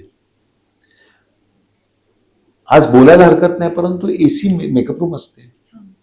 एक माणूस येऊन तुम्हाला वस्तू देतो, मग आज मी सफरचंद खातो, आज मी उकडलेला, तर मी बायकोला सहज सांगतो की मी जिमला जातोय, तिथं मला डबा पाठवशील. पण ते सगळ्या सोयी मिळतात म्हणून घराच्या समोर जिम आहे आणि घराचा सेट आहे मड आयलंडला, म्हणजे 10व्या मिनिटाला. मी डोंबिवलीला राहत असेल, गैर नाही, पण डोंबिवलीहून जर मडला यायचं असेल तर मला घरनं 4 वाजता निघायला लागणार आणि रात्री मी 1ला पोहोचणार. मी झोपणार कधी आणि मी व्यायाम कधी करणार? So this is again a destiny part की जो तुम्हाला त्या सगळ्या गोष्टी म्हणून ग्रॅटिट्यूड जो म्हणतो ना आपण, त्या ग्रॅटिट्यूड मध्ये येतं की आता ही नवीन नवीन मुलं येते. सो मी असं म्हणेन की 5 पिढ्या बघितल्या की लहान वयात ती घाणेकर साहेबांची पिढी, मग सराफ साहेबांची पिढी, मग माझी पिढी म्हणजे मी झालो, आमच्या बॅचचे सगळेच, सचिन खेडेकर, तुषार रवी, सुनील बर्वे, अजिंक्य देव वगैरे, त्याच्यानंतर भरत जाधव, अंकुश चौधरी वगैरे, ती आत्तापर्यंत पियुष आणि राजेशी पर्यंत त्यांच्याशी दोस्ती करून त्यांच्याशी एकत्र वागण्यामुळे ना तुमच्यात पण एक ती काय म्हणतात फ्लेक्झिबिलिटी येते. मी म्हटलं की शिकण्याचं, आता मला तो शब्द उच्चारता येतोय पण तरी ना ज्या प्रोनाऊन्सिएशननी तिने घेतलं ना तर मला इतका छान वाटला. म्हणजे तू कसं घेतलास आता? हा, तो करेक्ट तसा परफॉर्म केला, कळलं ना. तर ह्या गोष्टी आपल्याला शिकायला मिळतात. गैर काय म्हणजे तुम्ही विश्वास नाही ठेवणार पण जनरली आर्टिस्ट असं होतं ते 100 एपिसोड झाले आता काय तेच आपण करतो. मी ते नाही मानत. तुम्ही रोज पैसे घेता, रोज लोक बघतात आणि लोक इतके हुशार आणि सजग आहेत, रस्त्यात भेटून सांगतात. शिंदेच्या हल्ली पाट्या टाकतात हो सगळे, मन लावून नाही काम करत. सो मी त्याच्यावर 1200वा एपिसोड सुद्धा मी घरी येऊन मला बायको म्हणते राहते तेच आहे ना ते, थांब जरा तू जेवण गरम करेपर्यंत किंवा मी बसेपर्यंत मला जरा बघू दे. आणि मी बघतो अरे आज ह्या राजसींनी किंवा ह्यांनी शैलेशनी चांगली रिॲक्शन घेतली, मी रिॲक्ट व्हायला पाहिजे होतं. तुम्ही तुमचे प्रत्येक एपिसोड बघता? हो, कारण माझं ते कामच आहे ना. मी ती 22 मिनिटं 25 मिनिटं द्यायलाच पाहिजे. त्याच्यामुळे काय करतो मी उद्या ना ती रिॲक्शन डेव्हलप करतो. येस, मग प्रयोग पण आपण नाटकाचा काय म्हणतो, एक्सपेरिमेंट. प्रयोग म्हणजे काय, आज चुकलोय, आज फंबल झालंय, उद्या मग जमिनीचा व्यवहार हे काल झालेलं आहे. पण ते फिल्मला कसं डब आहे, त्यामुळे तुम्ही तिथे 100 वेळा करू शकता, इथं नाही. मग तुम्ही उद्या तयारी नेता, हो जमिनीचा व्यवहार हा झालाच पाहिजे, येस मी केलं. सो तुम्हाला त्या डिक्शनवर काम करणं तर 24 तास तुम्ही त्याच्यात पाहिजे की बाबा हा माझा व्यवसाय. ती सिन्सिअरिटी असेल तर तुम्ही टिकता, असं माझा वैयक्तिक विश्वास आहे. सो हे करिअर आतापर्यंतची जर्नी झाली, तुमचा संसार किंवा फॅमिली लाईफ ही कशी होती? ह्यामध्ये आलेले अप्स अँड डाऊन्स, म्हणजे एक बाबा जेव्हा होतो तेव्हा म्हणजे मुली खूप जास्ती क्लोज असतात आणि बाबा मुलींच्या जास्ती क्लोज असतो, आणि एक कलाकार म्हणून जेव्हा तुमचं विश्व असतं तेव्हा ते असं असतं की ते काटे नसतात ठरलेले की 9 ते 5 ची शिफ्ट आहे किंवा 10 ते 6 ची शिफ्ट आहे आणि तुम्ही जाणार आहात. अनेक मुवमेंट्स असतात ज्या फॅमिली सोबतच्या असतात, ज्या अटेंड करता येत नाही. तर असे काही रिग्रेट्स म्हणा किंवा ही जी गाडी होती ती अप्स अँड डाऊनची कशी होती? मी डाऊन नाहीच, म्हणजे मी ना खूप पॉझिटिव्ह विचारांचा असल्यामुळे मी ना प्रत्येक गोष्टीत, म्हणजे मी स्वतःला असं समजतो की आत्ता तुम्हाला यश मिळालं, मग तुम्ही नटबीट झालं. मी मेकअपमध्ये असताना पण यशस्वी मानायचो स्वतःला. का तर मी मोठ्या लोकांना मेकअप करतोय, मग मी छोट्या लोकांना पण करतोय. पुण्यातल्या सगळ्या 99% मुलींच्या शाळांमध्ये मी मेकअपला जायचो. जाणता राजाचे 350 आर्टिस्ट असायचे, त्याला मी आणि विक्रम गायकवाड जाऊन मेकअप करायचो. आणि नुसते मेकअप नाही तर कॉस्ट्युम पण. सो मी ना कुठलंही काम, मला बाबांनी एकदा शिकवलं होतं की मी म्हणायचो, बाबा मेकअपचं काम तेवढं दर्जेदार नाही किंवा कपड्याच्या घड्या घालणं. मला म्हटलं एक लक्षात ठेव, या इंडस्ट्रीमध्ये कुठलीही गोष्ट शिकलेली वाया जाणार नाही. ते म्हटलं कशी काय? उद्या तुझ्याकडे काम नाहीये पण तू मेकअप शिकलायस, तू आणि तुझी फॅमिली उपाशी राहणार नाही का? तू कुठेही मेकअप करशील आणि 2 पैसे आणशील. ज्याचा मला अनुभव आताही येतो. माझे वेगवेगळे रोल्स आणि गेटअप करताना, हेअरस्टाईल करताना, दाढीला मिशीला शेप देताना किंवा कसं ठेवायचं, ह्याच्यात मला त्यांचा खूप फायदा होतो. सो येस, हे खरं आहे की I am really thankful to माझी बायको. ते म्हणजे असं की 2 मुली,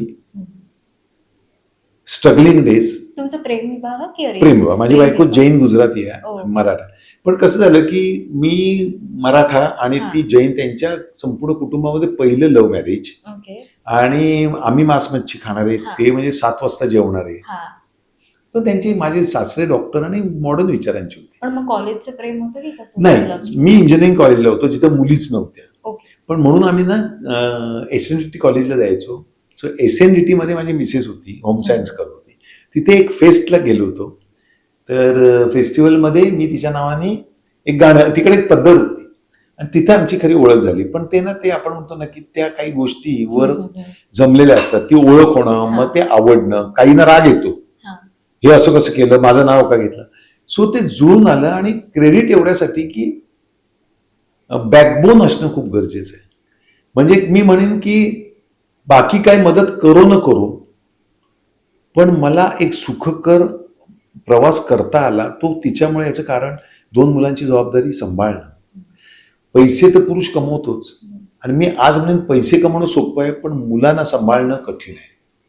म्हणजे इतकं डिफिकल्ट आहे मुलांना सांभाळणे, त्यांचं खाणं पिणं करणे, त्यांचा अभ्यास घेणे, स्वतःला वेळ न देणे, चेकअप न करणे.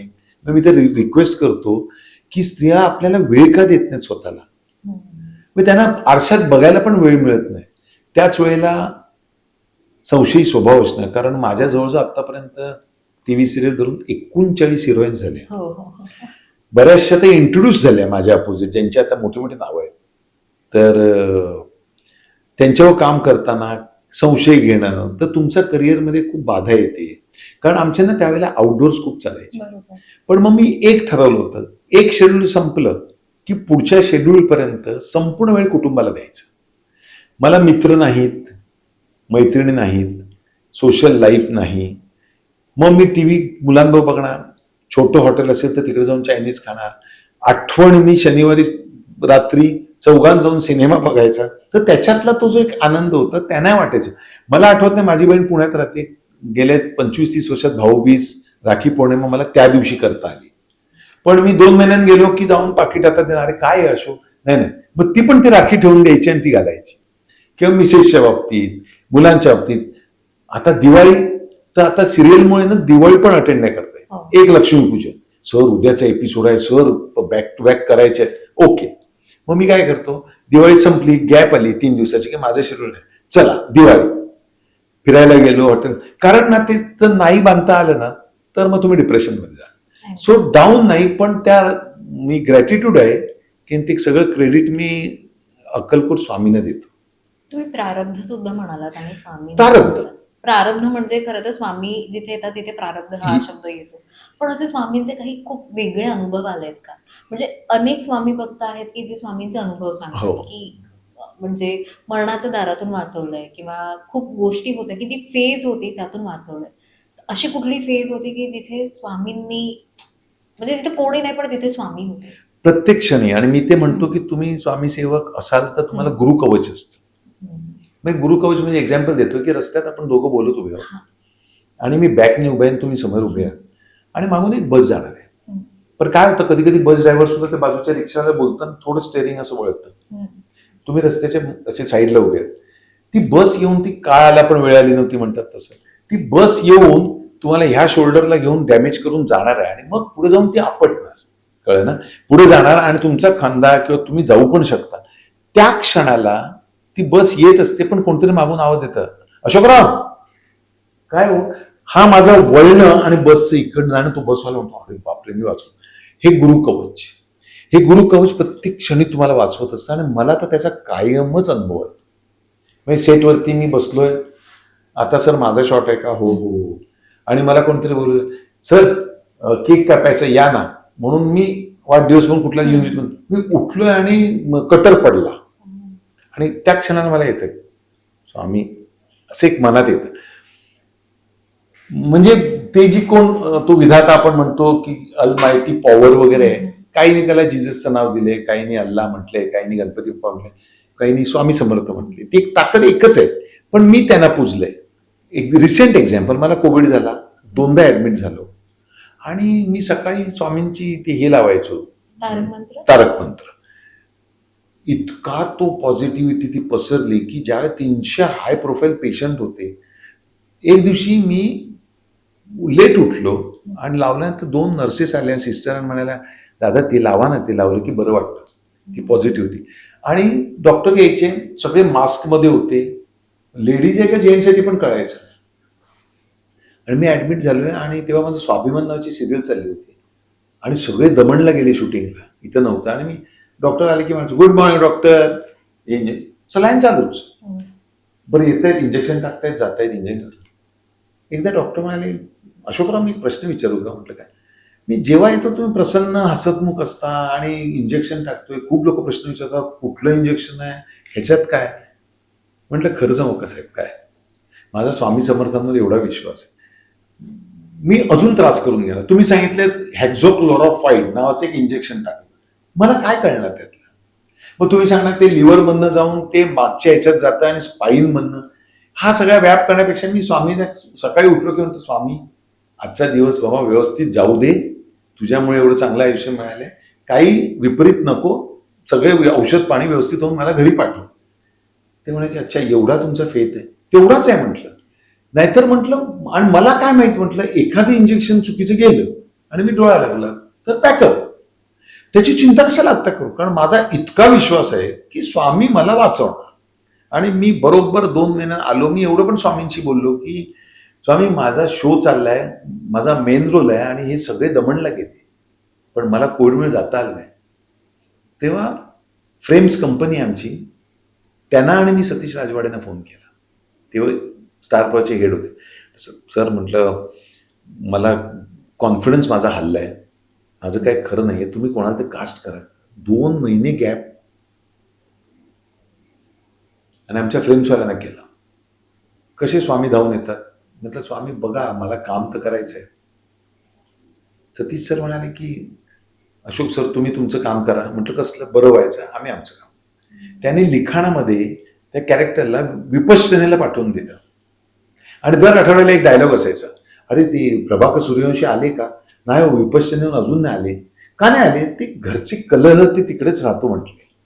2 महिन्यानंतर जेव्हा आम्ही बरा झालो तेव्हा मी फोन केला, ते म्हटले वेलकम.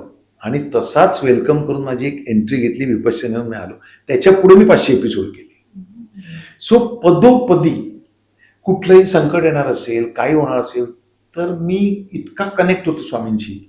आणि त्याचं मेन रिझन म्हणजे दादरचा मठ. जेव्हा मी पेंगेस म्हणून दादरला राहायचो आणि सुरुवातीच्या काळात काम नव्हतं, स्ट्रगल होता, तेव्हा मी त्या मठात जायचो.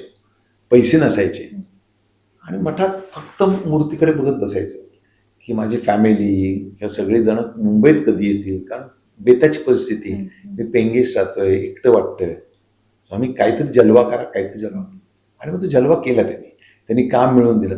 एक तर प्रसंग होता की मी जाऊन बसलो आणि लंच टाइम आला, लंच टाइमलाही उठलो नाही, पुजारी जेवून आले सगळे आणि मी बसलोच आहे. ते पुजारी आले वयस्कर, म्हटलं अरे हे पोरा, तेव्हा मी असेल हार्डली 24-25, दाना जेवायचं नाही का. म्हटलं नाही जरा बसतो. तू रोज येतो, पैसे आहेत का नाही. मी हसलो, म्हटलं नाही आहे ना. जेवणार? ते मला असं वाटलं स्वामीच आले विचारायला.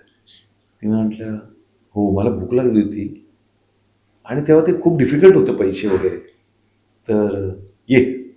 प्रसादाचं जेवण म्हणजे असं की शिरा, उपमा, चपाती, भात, भाजी, की बाप रे, असे एक एक अनुभव मला आले. त्याच्यामुळे मी कायम त्या ह्याच्यात असतो, झोपताना उठताना, आणि त्याच्यामुळे एक ग्रॅटिट्यूड असतो. म्हणजे मग मला गाडी चालवताना मिळते, तर एखादा व्यक्ती सायकलहून जाणार असेल तर मी ब्रेक मारतो. काय काय आमचे सगळे बसलेले म्हणतात, अशोकराव चला चला, तर कटमावून पुढे जा. थांब म्हटलं, त्याचा मोसम तुटला ना तर त्याला ती जोर द्यावा लागतो, करायला लागतो. किंवा हातगाडीवाला चाललोय, काय आनंद आहे. तुम्हाला एसीत बसून फक्त एक्सिलेटर दाबायचं आहे आणि स्टेअरिंग असं करायचंय, कळलं ना. तो असा तुम्ही जाणार, अशी किती पुढे जाणार. किंवा काही एखादी बाई घाई गडबडीत नोकरीला जात असते, शाळेतलं मूल असतं, पार अगदी मांडीच्या मध्ये आपले लोक घुसवतात गाडी घाबरून जाईपर्यंत. तर तुम्ही थोडंसं लांब थांबलात, आणि मी लांब थांबून कित्येकदा म्हणजे चांगुलपणात मी सांगतो, ते असे घाईघाईत पुढे जातात. नाही तर मला ना त्याच्यात खूप आनंद मिळतो की आपल्याला गाडी दिली आहे, आपण ते एसीत बसतोय, बाहेर एक काच खाली करून बघितलं तर एवढी गरमी असते, स्टेशनला एवढी रांग असते, तर तुम्हाला ते प्रिव्हिलेज, तुम्हाला तो लाईफ दिलाय, त्याच्यात तुम्ही जर थँकफुल नाही राहिलात ना तर ते कधी जाईल सांगता येत नाही. सो तो प्रवास सुखकर होतो. सो आम्ही, माझ्याकडे काम नाही, मला खूप इमानदारीत काम करायचंय. आणि मग ते बुद्धी पण देतात की प्रोडक्शन हाऊसला कशी मदत करायची. आज 10:30ला पॅकअप झाले, पण जर प्रोड्युसर म्हणाले की 2 पर्यंत शूटिंग करायला लागतं कारण एपिसोडमध्ये उद्या 2 लाखाचा फटका आहे, मी नाईट करतच नाही. मला काय माहित, तुम्ही करा नका करू, दुसऱ्यांचं घ्या, असं मी ऐकलेलं आहे. मी विचार करतो, मग मला एक तो मेसेज येतो, कर कर, तो अडचणीत आहे, कर. आणि ते पण त्याचं ते गिवअप कसं करतात प्रोड्युसर लोक, की मी 2 पर्यंत केलं तर मला कानात सांगतात उद्या 2 पर्यंत या, गडबड नाही, चांगली झोप घेऊन या. सो ते तसं आहे, ते गिव्ह अँड टेक. सो लांब प्रवास होतो. तुमची भक्ती बघून ना मला ते गाणं आठवतं, जिंकण्याचा मोह नाही, हारण्याचे भय नाही. भय. असं ती तुमची तेवढी स्वामींची भक्ती आहे की कुठलाही मोह नाही आणि हरण्याची भीती सुद्धा नाहीये, आणि ग्राउंड लेवल म्हणजे आपण बोलतो ना की जमिनीवर पाय आणि फक्त स्वामी भक्ती आणि काम. तो विचारच काहीच नाहीत लोक. काहीच नाही, बरोबर. म्हणजे त्याच्यामुळे आय थिंक ती anxiety, depression not in sight, not in mind. आम्ही म्हणतोच ना बरोबर. पोरांना, if you seen more you sell more. काय होतं, एक सिरियल झाली ना,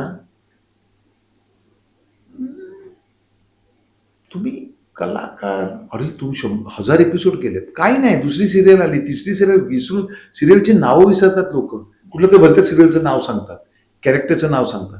सो तुम्हाला ना सतत अलर्ट राहून, ही बॅच आली, ती बॅच आली, आता पियुष आहे, नंतरची बॅच आहे, त्या बॅच बरोबर मला मॅच करायची, ती एनर्जी तर पाहिजे. ही मुलं काम करणार तेव्हा मी आपला अजून आहे, तर निर्माता म्हणतो, अरे देवा, यांना घ्यायचं म्हणजे सन्मान. परस्पर पत्ता कट होत होत होत कधी तुम्ही घरी बसता तुम्हाला कळत नाही. ह्या मागे ती सगळी कारणं आहेत. सर, सेल्फ डिसिप्लिन बद्दल तुम्ही खूप म्हणजे मानता तुम्ही सेल्फ डिसिप्लिनला, पण आजची आमची जी जनरेशन आहे, तर आम्ही असं होतं की आमचे रुटीन टायमिंग फिक्स नसतात, रात्री उशिरा झोपणं, सकाळी उशिरा उठणं, Correct. किंवा खाण्यापिण्याच्या गोष्टी सुद्धा. हो. काय सांगाल ह्या सगळ्यावरती? सेल्फ डिसिप्लिन म्हणजे खरं तर आपण म्हणतो ना, सोनारानं कान टोचणं, तसं ते असं आहे की जोपर्यंत एखादा बारीकसा येऊन जात नाही तोपर्यंत त्याचं महत्व नाही. म्हणजे मी आता वॉक करताना लोकांना खूपदा सांगतो, फक्त एक 30 मिनिटं का नाही आवश्यक, आपल्याला वेळच नाही, माझं हेक्टिक शेड्यूल असतं. मग मी तेच सांगतो, जेव्हा एक बारीक येतो त्या हीच मंडळी भेटतात आणि म्हणतात, सर उद्यापासून वॉक सुरू करणार. म्हटलं आता कसा वेळ मिळाला, तेव्हा सांगतात, काम नाही, हॉस्पिटलला ऍडमिट व्हा. ते आधी prevention is better than cure. काळजी करण्यापेक्षा काळजी घेतलेली बरी ना. मग मी म्हणतो की खूप दिग्गज कलाकार म्हणतात 7ला जेवा, 9ला झोपा. तुम्ही खूप मोठे आहात, पण टेक्निशियननी काय करायचं? जो टेक्निशियन रात्री 10:30ला पॅकअप नंतर लोड अनलोड करतो, लाईट सगळं ठेवतो, स्पॉट बॉय, तो घरी पोचतो 2ला, तो झोपतो 3 तास आणि तो सकाळी उठून येतो. त्याला काय सांगू मी, तू 7 वाजता जेव. कारण 7ला नाही तर मोठे मोठे स्टार 7ला म्हणजे जेवून झोपायची तयारी करतात. आमचा एपिसोड संपतो 10:30 पावणे 11ला. सो तुमची ना बॉडी त्याप्रमाणे ती ऍडजस्ट करते चक्राप्रमाणे, म्हणजे मदर नेचर. किंवा 11ला हे जेवतात, मग 1 तास गॅप मिळते, मग हे पचन होतं, मग तुम्ही झोपता, 7 तास झोप घेता, तुम्ही परत कामाला. मग एका लाईटमॅनने विचारलं, दादा हिंदी भाषी होता, हम लोग कैसे करे, हमको हमारे पास तो टाइम ही नहीं रहता है. म्हटलं एक काम करो, आप कैसे आते हो? तो म्हटलं बस से आता हूँ. तो म्हटलं अपना जो लोकेशन है उससे 2 स्टॉप पहले उतर जाना और चल के आना. वो एक्सरसाइज वही एक्सरसाइज है म्हटलं. और आपको वैसे भी कैमरा के सामने दिखना नहीं है, तो पसीना आया है, थक गए, आपको तो पर्दे के पीछे रहना. आर्टिस्ट लोकांचं कसं असतं, आर्टिस्ट लोकांना बऱ्याच गोष्टी आपण म्हणतो, पण खूप गोष्टी सोप्या आहेत. स्पॉट बॉय रेडी असतात, पर्सनल बॉईज असतात, झोप द्यायला निर्माता चान्स देतो, किंवा तुम्ही रात्री असं झालंय तर उशिराची शिफ्ट लावूया. मग अशा वेळेला ना डिसिप्लिनचं काय, तुम्ही गप जायचं, मेकअप काढायचं आणि झोपायचं. मग जाऊन एखादा वेब शो बघत बसलो सकाळपर्यंत आणि मग मला नाही झोप नाही मिळाली, तर त्याला काय मिनिंग नाही. पण सेल्फ डिसिप्लिन मस्ट. म्हणजे मी सोप्या भाषेत सांगायचं झालं तर 24 तासात स्वतःसाठी 45 मिनिटं काढता येत नाही हे खोटं आहे. खाताना 80% खा, 20% भूक पुढच्या गोष्टींसाठी ठेवा. तेल, तूप, साखर याचा मोह टाळा. खा, पण त्याची लिमिट असते. व्यसनांच्या बाबतीमध्ये व्यसन म्हणजे काही करायचं, तुम्ही एन्जॉयमेंट करा. मी नाही म्हणत आहे की तुम्ही अगदीच साफ सुथरे राहा. 15 दिवसातून एकदा पार्टी, 2 आठवड्यातून एखादी पार्टी केली, त्याची पण लिमिट आहे ना. पार्टी सुरू केली आणि उद्या रात्री संपली तर ती बॉडी आहे ना ती ऍक्सेप्ट करणार नाही ना. आणि अबोल म्हणजे दर 6 महिन्याला आपल्या शरीरात आता 2 कोविडची इंजेक्शन्स गेली आणि प्रूव्ह झाले की काही होत नाहीये. पण कोणाला कसं मॅच होते ते कळत नाही ना आपलं. सो वेळात वेळ काढून एक 30 मिनिटं चाला, फक्त 30. तुम्ही बारीकच राहा, जॉ लाईन दिसली पाहिजे, ही आमची रिक्वायरमेंट आहे प्रोफेशनची. सिव्हिलमध्ये तुमचं पोट नसावं, कारण पोटामुळे पाठीचा कणा जातो, वजनामुळे पायावर प्रेशर येतं, मग ऑस्टोपोरोसिस, नंतर ऑस्टोपेनिया हे प्रॉब्लेम सुरू होतात, पाठी दुखी सुरू होते. सो हे सगळं करण्यापेक्षा तुम्ही स्लिम राहिला तर तो बेनिफिट आहे. तुम्ही हेल्दी राहायला त्यासाठी दर 6 महिन्याला एक चेकअप. आपण हॉटेलला 5,000चं बिल भरतो, पण 2,000ची टेस्ट नाही करत. त्या टेस्टमध्ये ना हिमोग्लोबिन पासून ते तुमच्या थायरॉइड पर्यंतच्या सगळ्या टेस्टमध्ये कळतं. डॉक्टर सांगतो की हे वाढले, ह्या गोळ्या घ्या, तुमचं नॉर्मल येतं. परत तुम्ही 6 महिन्यांनी केलं की कळतं नाही आता नॉर्मल आहे. काय करतात लोक, मला कुठे काय झालंय, बरोबर, जोपर्यंत होत नाही तोपर्यंत. आणि मग ते जेव्हा होतं तेव्हा डायरेक्ट बायपास असते किंवा नी रिप्लेसमेंट असते. ते टाळण्यासाठी ना डिसिप्लिन आणि डिसिप्लिनने खूप फायदे होतात.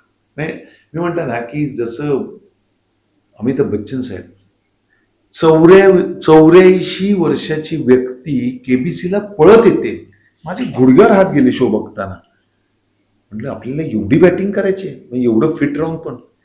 ते एका मुलीने किक मारून दाखवली, त्याने पण किक मारून दाखवली. प्रेडिक्शन आपल्या ह्याच्यावरती टंगवरती खूप नर्व्ज आहेत बारीक बारीक, टेस्ट बर्ड्स म्हणतो. त्या टेस्ट बर्ड्स मध्ये आपल्याला तिखट गोड हे ते कळतं.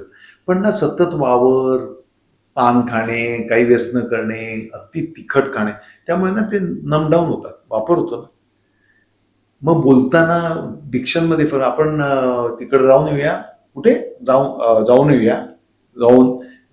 येऊया इतकं क्लिअर आहे. बच्चन साहेब 84व्या वर्षी सुद्धा जेव्हा बोलतात त्यावेळेस त्यांच्या डिक्शन मध्ये हे असतं की आज इस मंच के ऊपर हमारी जनता द्रोणाचार्य. हे कसं काय होऊ शकतं. सो मग हेच शिकायचं ना आपल्याला की बापरे मग ही व्यक्ती काय करत असेल. म्हणून सकाळी उठल्यानंतर तुमचा प्राणायाम झाला, अनुलोम विलोम हे ते, की अथर्व शीर्ष किंवा ओम भुर्भुव स्वाहा वगैरे, त्याच्यानं तुमचे जे टेस्ट बर्ड्स आणि याच्या नर्व्ज आहेत ना त्याच्यावरच्या पेशी ते तरोताजा होतात. म्हणजे जसं तुम्ही वॉक केल्यानंतर संपूर्ण शरीर ब्रेन पर्यंत तुमचं ब्लड सर्क्युलेशन होतं, तसं त्या टंगवरती होतं.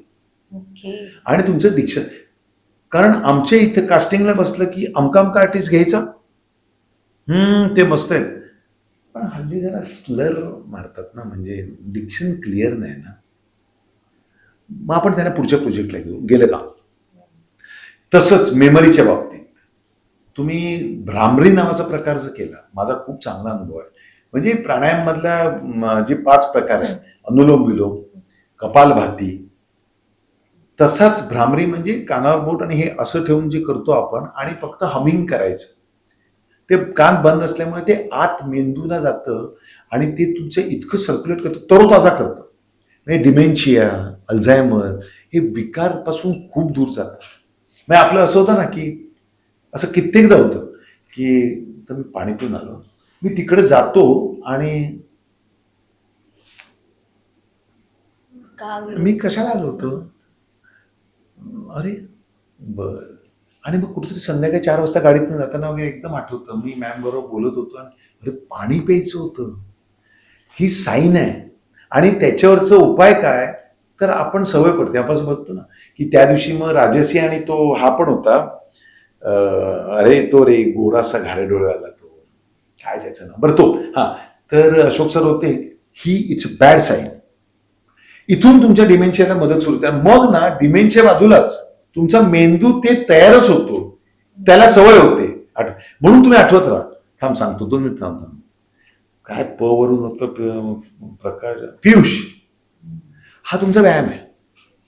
कारण मी डायलॉग बोलायला ऍक्शन म्हटले आणि हे बघ, कटकट काय लाईन होती की लगेच वर निरोप जातो चॅनेलमध्ये किंवा काय झाले, शॉर्ट झाले. नाही, ते ऍक्च्युली काय झालं, ते आर्टिस्ट आहेत ना, पाठ नाही होत त्यांचं हल्ली. 4 ओळी होत्या, 2दा 3दा रिटेक झाले, ट्रॉली चुकली. बहुतेक ते एजमुळे असेल. नेक्स्ट टाइम मग त्याचा ट्रॅक कमी करूया का आपण. म्हणजे तुम्हाला वगळणे हाच एकमेव पर्याय आहे. सो तुम्हाला शेवटचा म्हणजे श्वासापर्यंत तुम्हाला अलर्ट राहायचंय किंवा मी आता बाहेर पडतोय तोपर्यंत मी माझं बेस्ट ऑफ द बेस्ट दिलंय. म्हणजे पडद्यामागचे कलाकार म्हणून मी घेतला, पण एखादा पॉडकास्ट असा व्हावा की आयुष्य किती सोपं आणि सुंदर आहे, पण ते आम्ही किती कॉम्प्लिकेटेड करून ठेवले. आणि तुमच्याकडून जे मी ऐकते त्याच्यातून असं वाटतं की ही सगळी उत्तरं मिळतात की सोपं आहे. हो, विश्वास ठेवा कुठल्या तरी एका एनर्जीवरती. जे काही आपले रिच्युअल्स आहेत किंवा जे सकाळी लवकर उठणं म्हणा, नाही झालं तर हे जी योग साधना आहे त्या करा, वॉक करा, सिम्पल, बस. अगदी साधं आहे. वॉक करा, घरातली कामं करा. मग अशा काही ऍक्ट्रेसेस आहेत, नावं नाही घेत. मी म्हटलं तू, अरे अशोक मला जाऊन ना झाडायचे ते. म्हटलं म्हणजे बाई नाही पैसे वगैरे. ती म्हटली मी मुद्दाम ठरत नाही का, झाडू काढणे पटकन. डॉक्टर सांगतात 1 तास व्यायाम केला आणि 18 तास बसून टीव्ही बघताय, चहा पिताय, अरे कप ठेव, हे ठेव, आता तर रिमोटनी गाणी पण लागतात. मोठा आजार. तुम्ही जसा चहा पिऊन झाला, कप उचलायला गेला, जेवणाचं सुद्धा असेल, जेवण झालं की ताट घेऊन उठा आणि शतपावली करा. 10 मिनिटं सगळं लोअर इंटेस्टाईन मध्ये जातं, तुम्हाला पोट सुटणार नाही, पचन होतं, इन्सुलिन तयार होतं. या गोष्टी तुमच्या हातात आहेत. पण मांडी घालून बसणार ते जेवल्यानंतर तिकडे सुपारी ते संध्याकाळी चहापर्यंत आणि मग जाऊन हे काय होत राहत नाही हो, कसं जाणार ते तुम्हीच बनवलंय. सर कुठलं असं डाएट आहे का, म्हणजे तुम्हाला मराठीतले अनिल कपूर म्हटलं जातं, तर एखाद्या डाएट मध्ये तुम्ही जे फॉलो करता आणि जे काहीतरी तुमचं ह्या चिरतरुण आयुष्याचं रहस्य आहे असं मी म्हणेन. हा म्हणजे मी सांगतोच प्रामाणिकपणे, मी सगळे जेवढे पदार्थ आहेत ते तेलातनं तळलेले खाता, पाण्यात तळलेले खातो. पाण्यात तळलेले म्हणजे एक्झाम्पल आता कसं आहे की दुपारच्या जेवणामध्ये सगळ्यांसाठी नाहीये, पण माझ्या प्रोफेशनसाठी सगळ्या भाज्या, म्हणजे ते खरं मिसेसच करते, पण सगळ्या भाज्या कापून त्या वाफेवर उकडायच्या, त्याच्याबरोबर मग डाळ, सलाड, ताक, हे लंच झालं. चपाती भात नाही खात. ओके, म्हणजे तुम्ही व्हेजिटेबल्स बॉईल करून तसं भाज्या, त्याच्यात तेलाची फोडणी नाही. तेलाची फोडणी. त्याच्यानंतर दिवसभरात 3-4 सर्विंग फ्रुट्स. रात्रीच्या ह्याच्यात मी नॉनव्हेज आहे पण तरी मी बॉइल्ड व्हेजिटेबल 5 खातो. मग त्याची भुर्जी असते, पण ती भुर्जी जी आपण तेल टाकून फोडणी देतो तिकडे पाणी टाकतो. डाळ सुद्धा बनवताना पाणी टाकतो. आणि कधी आपला योग आला तर तुम्ही म्हणाल क्या बात आहे, इतकं फॅन्टॅस्टिक. तर टेस्ट आहे ना ती मसाल्यात आहे. तुम्ही तेलात जर बघितलं ना, लोक म्हणतात ना तेल कमी झालंय. तेल नाही कमी झालंय, टेस्ट जी तुमची आहे ना ती मसाल्यात आहे. आणि आपले सगळे मसाले आहेत भारतातले जे टेस्टी आहेत, तेलात काय होतं 5 मिनिटात तयार होतं, मला 10 मिनिटं लागतात. म्हणजे तुम्ही फोडणी पाण्यामध्ये देता, तेलात देत नाही. हो, कधीतरी यायला पाहिजे. हा, नक्की नक्की, मोस्ट वेलकम. नंतर पॉझिटिव्ह थिंकिंग, म्हणजे आता मुलं मोठी झाली, कॉलेजला जायला लागली, त्याचा तुमच्याशी काय संबंध आहे? तुमचं आयुष्य आहे, ते सांभाळा. काय नाही, 7ची शिफ्ट आहे, नो कंप्लेंट्स असं आयुष्य जगायचं. अरे देवा, 7ची शिफ्ट असते, बरं पण तुम्ही सुटता 7ला ना, 8ला आलात, फ्रेश झालात, काहीतरी चहा प्या घेतला, या ना खाली फिरून. नाही पण मग आता हे बघायचं ना आपल्याला, तो शो 9ला बघतो, उद्यापासून जातो. तो जो उद्या आहे ना, तो डेंजर आहे. त्याच्यासाठी खास जिमला जाऊन डंबेल मारणं काही गरज नाही. मी सांगतो, तुम्ही पहिल्या माळ्यावर राहत असाल ना, बेस्ट व्यायाम सांगतो, जेवण झालं नाही हा, पण 2 तासानंतर किंवा सकाळी लिफ्टनी खाली जा, एकदा 5 माळे चढून या, परत लिफ्टनी खाली, एकदा तुमचा कार्डिओ झाला, पचन पण झालं, कार्डिओ पण झाला, तुमचा हेल्थ चेकअप पण झाला. तर तुम्ही नाही चढू शकला तर डॉक्टरकडे जा, की नाही काहीतरी गडबड आहे. म्हणजे तुमच्या हातात बऱ्याच गोष्टी माणसाच्या दिलेल्या आहेत, पण त्याचा अतिरेक, टीव्हीचा अतिरेक. नंतर हल्ली माझे एक मित्र आहेत, ते म्हणाले की अशोक, सध्या मी खूप पैशावर झालो. कसं? ऑर्थोपेडिक आहे हे. ते बीबी होतं बघा, ते डॉक्टर साहेब काय हे असंच आहे, ते हे आम्ही काही नाही, फक्त असं करून दिलंय मणक्याचे मोबाईल. मग तुम्ही ते कसला विचार, हे असं पाहिजे ना, ट्रेन मधनं जातायत, हे तुमच्या हातात आहे किती वापर करायचा आहे. मग 45-42 वर्षी कॅटरॅक्ट जे 70ला होतं, हे सगळं आपण ना बनवून घेतलंय. 35ला हार्ट अटॅक, 35-28. आणि मग काय, ते कोविडमुळे झालं, काही कोविडचं ते बी काही नाही, लाईफस्टाईल घेतली. बरं, परस्पर अभ्यास, म्हणजे डॉक्टर त्याच्यासाठी 10-12 वर्ष त्यांनी त्याच्यावर काम केलंय ना.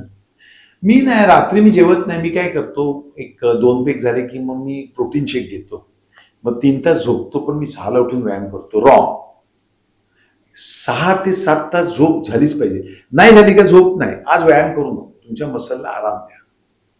आणि मग कुठेतरी काय तर ट्रेडमिलवर पळताना पडला, त्याची इलॅस्टिसिटी आहे, त्याची एक ताकद आहे, ती तुम्ही त्याच्या बाहेर गेला तर ते पडणारच. सो त्याच्यासाठी तज्ञ लोक आहेत ना, त्यांना कॉन्टॅक्ट करा. एक फॅड आलं, जिम, पिलाटेस, अमके तमके, आराम पण हवाय ना बॉडीला. बरं, हे करून काय, सर मला 3च तास झोप होते, पण मी शूटिंग करतो, नंतर हे करतो, ते करतो, फिट आहे. आत्ता कधी बॉडी दगा दे, म्हणून ते सगळे युथ मधले ज्या केसेस आपण ऐकल्या ना, वेळेस 92 वर्षाचा माणूस पण आहे आज, तो म्हणतो की हो, मी 7 तास झोप घेतो, मी एवढं खातो, आणि मी 45 मिनिटं चालून येतो. So life is beautiful. तुम्ही आपण माणसांनी तो खूप असा कॉम्प्लिकेटेड करून ठेवलाय. खूप छान वाटलं सर तुमच्याकडनं हे सगळे संवाद झाले, आणि खूप छान अशी चर्चा झाली मी म्हणेन, आणि छान वाटलं. म्हणजे अशोक सरांचं 80चं आयुष्य सुद्धा बघायला मिळालं. तेव्हा जे ते थिएटर असो किंवा आजचे हे मुद्दे जे आहेत ते आपण वास्तववादी, ते सुद्धा आपण चर्चा केली. आणि तुमचं हे जे रहस्य आहे, म्हणजे फिटनेसचा जो मंत्र आहे, तो सुद्धा तुम्ही खूप मनमोकळेपणाने सांगितलं, त्यासाठी धन्यवाद. आपलं एक शेवटचं सेगमेंट आहे सर, ज्याच्यामध्ये आपण फोन लावतो. अनेकदा आपण बोलत असतो, म्हणजे आपल्या मनामध्ये गोष्टी असतात, माणसांशी बोलतो, किंवा एक एनर्जी असते त्यांच्याशी बोलत असतो. तुमच्याशी मला कनेक्टेड स्वामी खूप, मला वाटलं की तुम्ही स्वामींशी खूप कनेक्टेड आहात, स्वामी समर्थांशी. तर जर का हा समजा कॉल खरंच स्वामी समर्थ यांना लागलेला आहे, स्वामींना, तर आज त्यांच्याशी काय फोनवरती बोलाल असं मी म्हणेन. नमस्कार स्वामी, मला तुमची एवढी प्रकर्षाने आठवण होते आहे, आणि मला माझं मन भरून आलं. याचं कारण, एक मेकअप आर्टिस्ट, मेकअप मन, ते एक यशस्वी अभिनेता, आणि तेही 38 वर्ष, अनेक मालिका, अनेक सिनेमे, अनेक नाटकांचे प्रयोग, आणि एक चांगला माणूस घडवला. तुम्ही एक चांगला माणूस घडवला. म्हणजे मला नेहमी असं वाटतं स्वामी, की एका कलाकाराने आधी चांगला माणूस असायला हवा, तर तो तुम्ही घडवलेत. लोकांबद्दल चांगले विचार करायला मला चांगली बुद्धी दिली. लोकांना मदत कशी करावी, इतरांना माझ्यापासून त्रास झाला नाही पाहिजे, मी जिथं असेल तिथं आनंदी वातावरण राहिलं पाहिजे, छोट्यांना मोठ्यांना तोच रिस्पेक्ट दिला पाहिजे, स्त्रियांकडे आदराने बघितलं पाहिजे, त्यांचा रिस्पेक्ट केला पाहिजे, त्यांना दाद दिली पाहिजे, त्यांचं कौतुक केलं पाहिजे. मग घरातली अगदी स्त्री असेल तरी सुद्धा मी रोज जेवताना कुठलाही आयटम झाला की बायकोला सांगतो, खूप छान झाले, खूप छान झालंय. तर ती म्हणते, अरे रोज काय? नाही म्हटलं, ते ग्रॅटिट्यूड आहे, ते मला स्वामींनी सांगितलंय. कारण ते पण मिळेल का नाही शाश्वती नाहीये. तसंच मी स्ट्रगलिंगला पुण्याहून मुंबईला आलो, काहीच पाठीशी नव्हतं, खिशात पैसे नव्हते, पण मी तुमच्या दादरच्या मठात बसायचो आणि तुमच्याकडे सतत बघून बोलायचो की काहीतरी माझ्या आयुष्यात घडवा. ते तुम्ही घडवले, त्याबद्दल मी तुमचा शतशः ऋणी आहे आणि कायम राहीन. आणि अशीच सेवा करायची संधी द्या, आशीर्वाद द्या आणि सगळ्यांचं माझ्या बरोबरीने भलं करा. आपण भेटतोच आहोत स्वामी, तुम्ही बरोबर आहातच, तुम्ही ऐकताय आणि तुम्ही माझ्यातच आहात. पुन्हा एकदा स्वामी समर्थ.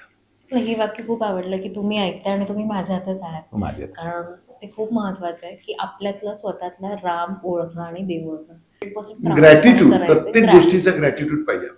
खूप छान. तर खूप छान वाटलं मला तुमच्याशी आज भेटून you. आणि हा संवाद साधून. माझ्यामध्ये सुद्धा मला एक वेगळी पॉझिटिव्ह एनर्जी जाणवते आणि फार वेगळे विचार, थॉट मी तुमच्याकडून घेऊन जाते. पुन्हा एकदा धन्यवाद म्हणेन, तुम्ही आज वेळात वेळ काढून इथे आलात आणि खूप छान असा आपला हा पॉडकास्ट झाला त्यासाठी. तुमचे धन्यवाद. ही आम्हाला बोलायची संधी, ही मतं मांडायची संधी पण आम्हाला मिळणं, हे पण एक ग्रॅटिट्यूड मानतो. कारण हे आमचं कोण ऐकणार? तुमच्या तर्फे हे आम्ही लोकांपर्यंत पोहोचतो, त्याबद्दल आम्ही आभारी. थँक्यू. तर मंडळी, आजचा हा भाग तुम्हाला कसा वाटला? अशोक सरांसोबतच्या ह्या गप्पा तुम्हाला कशा वाटल्या? हे आम्हाला कमेंट्स करून नक्की कळवा. अशाच नवनवीन भागांसोबत आणि मुलाखतींसोबत पुन्हा भेटत राहूया. तोपर्यंत नवराष्ट्र या आपल्या YouTube चॅनलला लाईक, सबस्क्राईब आणि शेअर करायला विसरू नका. धन्यवाद.